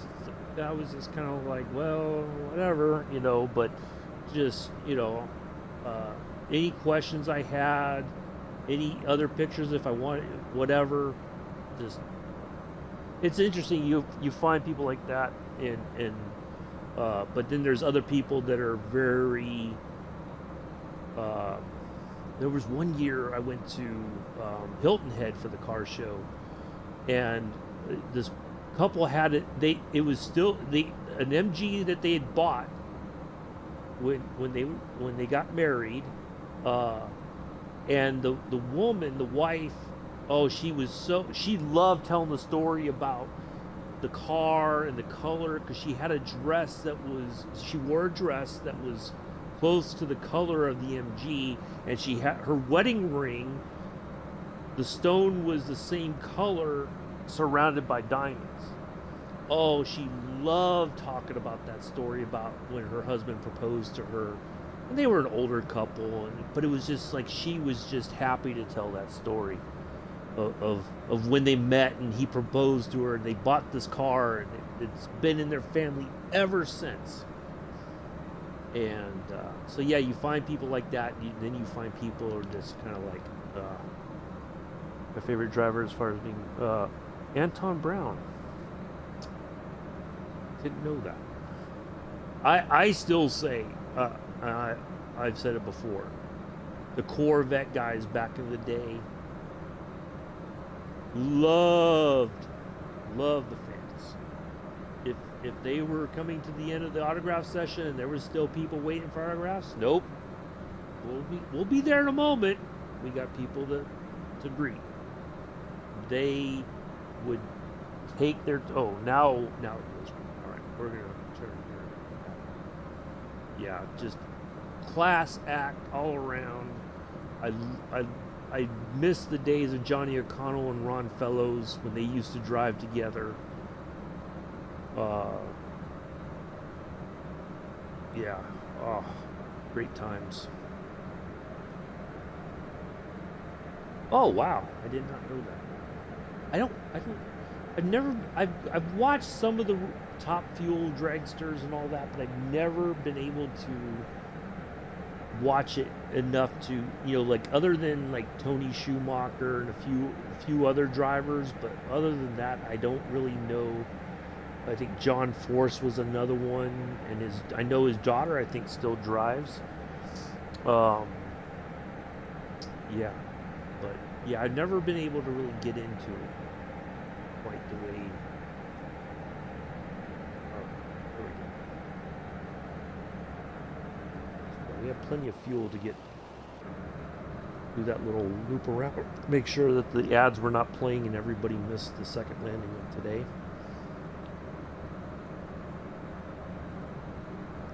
Thank you all for coming in and hanging out today. Greatly appreciate it. Nice to see you all here. Even if you're coming in here towards the end, appreciate you. Back tomorrow in the Euchre, or not the Euchre, 14 Tomcat mock loop run. If you want to fly along, you're more than welcome to. 6:45 Eastern, 11:45 UK, 10:45 UTC. Adjust your times accordingly.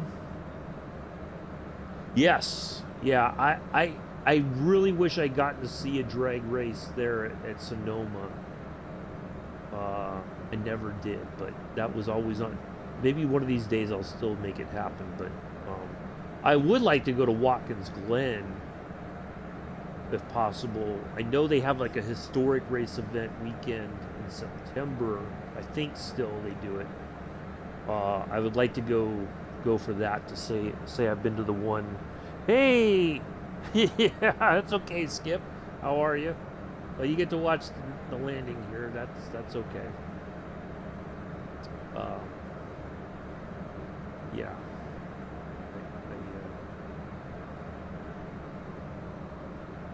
I'd very much like to go to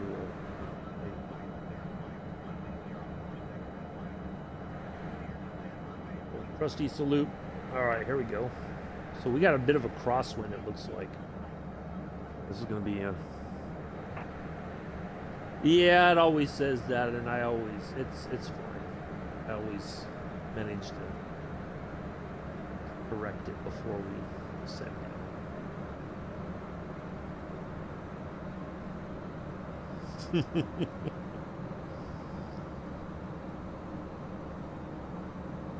It wouldn't be me if it didn't. My worries is always when it says going too slow. That's when I start to panic a bit.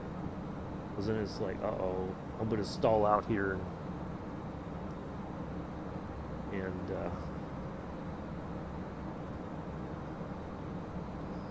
But yeah, I've done it before where it says too slow, and then I'm just like, uh-oh, something bad's getting ready to happen here.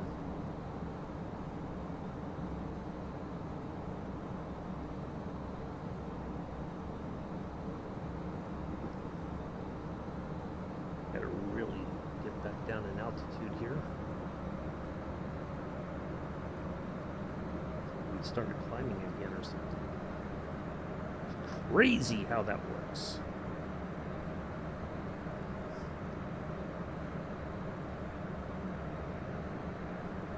Who's flying too fast? Thought we were supposed to be professionals here.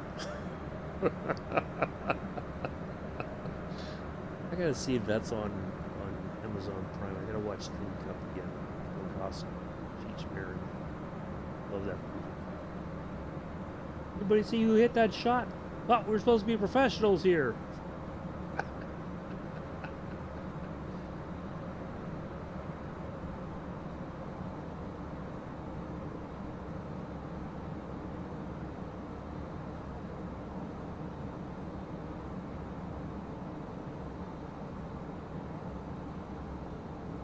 Here we go.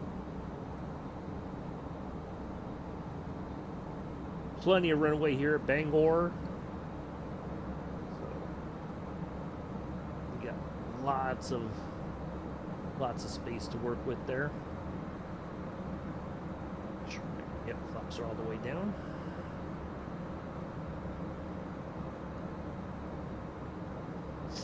All right, here we go.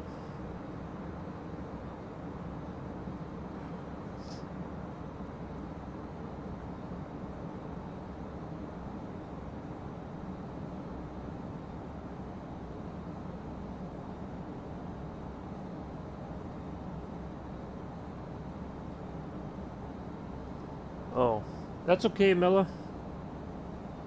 Sorry, I just saw that pop up and I was like trying to read it real quick in the corner of my eye.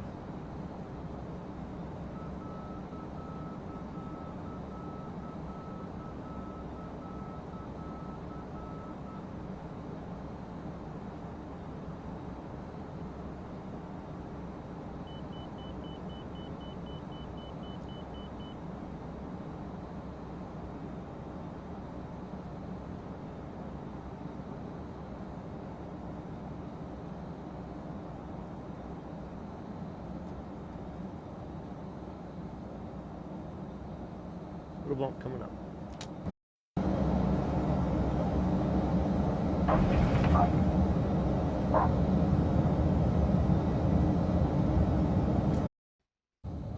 And of course, just as I'm getting ready to touch down, my my controller switches off on me. On behalf of myself and entire flight crew, we'd like to welcome you to Bangor, Maine. Local time is 9:45 in the morning. We understand that it is the last Friday of April already. We're glad that you chose to spend it with us today. Do join us tomorrow. F-14 Tomcat, mock loop run. Bring your sick bag. Oh, I just had a turkey sandwich last night for dinner, Amela. Nothing fancy. I was hungry, but not like bothered, you know. So, not like Joseph eating two dinners and all that.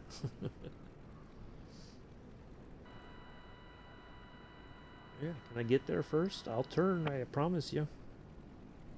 You can be very assured that I will turn once I get to the... Oh, nice.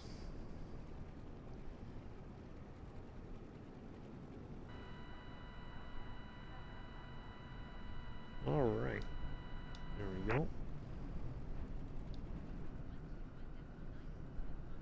Got training at 9, decided to attend since the race trip. All right. Good enough, Scruff. Appreciate it. Hopefully you have a good rest of your day, even though you had to cancel your trip to Charlotte there to go to the... please.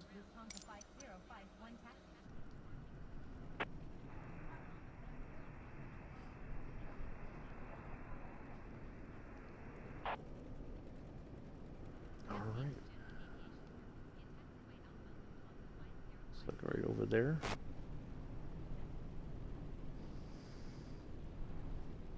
I think Joseph's either he fell asleep or he's on battlefield again with Glenn.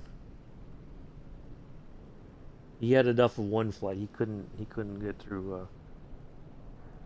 Oh yeah, yeah. I like to. Well, I still want to get out to the city one of these days to go to the Intrepid Museum and see the Concorde out there. the space shuttle and all that. That's still on my list of things to do, hopefully this summer. Yeah, him and Glenn were on there earlier, I think. I think Mick's been here, but he's not been saying much of anything. I don't know if he's lurked or if he's busy doing other stuff. No, there is a flight tomorrow. There is still a flight. Yeah, the F-14 Tomcat. We're going to go through the Mach Loop. We're going to take off. There's an airport to the north there that we're going to use to depart from, and then we're going to go through the Mach Loop a bunch of times, and then we're going to head over to Birmingham, all in the UK. Well, Wales/UK, and then we're going to, once we're there, we'll park it. And we're going to try to buzz the tower a couple times there in Birmingham before we land at the airport there. And then we'll call it a day. Yeah, I like to go there in real life once just to get pictures of the planes going through the Mach Loop. And it's funny, they don't go, they don't break like the speed of sound there or anything like that. It's just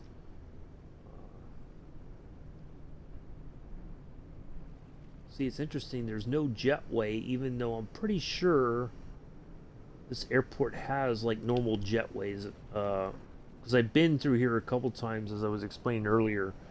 The first time was when I was returning from my deployment to Iraq, and then the second time on the way back from Afghanistan. And usually they stop here, refuel the aircraft, change crews over, because we flew across the Atlantic, and so they have to, by regulation, I think they have to change flight crews and all that. And I tell you, the people that would greet us here at the airport, it was all USO volunteers, really wonderful people. They'd always have like snacks, cookies, and stuff to drink. And yeah, just really, really nice people. And it was always like late at night, early in the morning when we'd land, and the airport was essentially closed. But it was like they had, these people would just come out and volunteer their time to come out and greet us as we were coming home. So it's like, first land, when we'd land, it was like being on American soil again, and they were always just most pleasant people to come out and greet us as soon as we come down the jetway. And so yeah.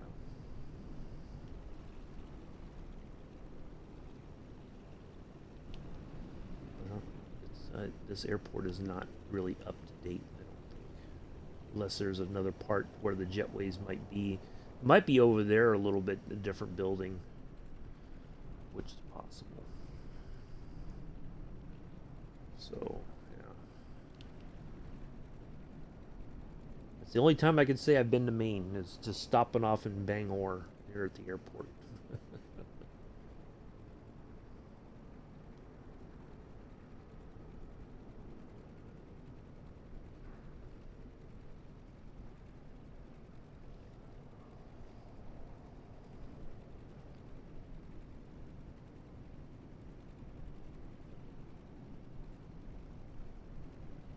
Yeah, I haven't seen Mick in the chat all day. Like I said, I don't know if maybe he's been lurking. I don't know.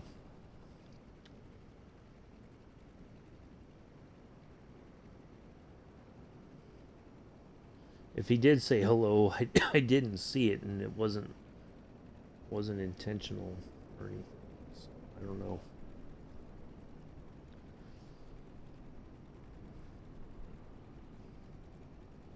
But yeah, tomorrow we'll spawn in. We'll pick a startup spot. We'll talk about the aircraft before we start it up. Do a kind of a walk around sort of thing. We're gonna gas it all the way up so that we have plenty of fuel to do everything we want to do. Thank you, fireman. Appreciate that. I have my moments, I suppose.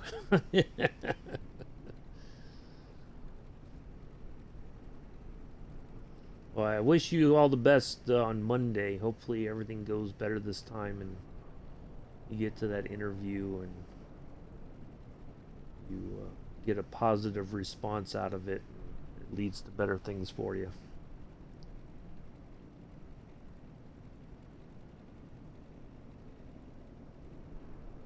There we go. All right. Parking brake on. Let's get the engines. You're welcome. Everything shut down here. There we go. And battery 1 and 2. There we go.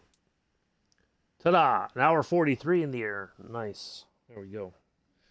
Did very well on both flights today. I will be putting those in on the FS Hub, courtesy of Parasox Airline.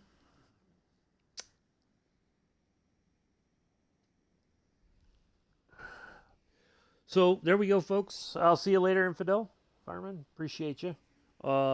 That's it for today. We'll be back tomorrow, 6:45 Eastern, 11:45 UTC, 10:45 UK. No, 11:45 UK, 10:45 UTC. See, I got all wrapped around the axle and forgot what times, and my brain went elsewhere. Anyway, so yeah, F-14 mock loop. If you want to fly along, you're more than welcome to. Bring a fighter jet, bring a classic warbird, whatever floats your boat. Or if you just want to sit back and watch me act foolish, buzz the tower at Birmingham, because nobody will have our butts for it later on. Hey, that's just how it goes on the sim. So yeah, do enjoy the rest of your Friday morning, afternoon, evening, early Saturday for some folks already around the world. I have been and always shall be your host and pilot, Uncle B. Until tomorrow, peace, live long and prosper.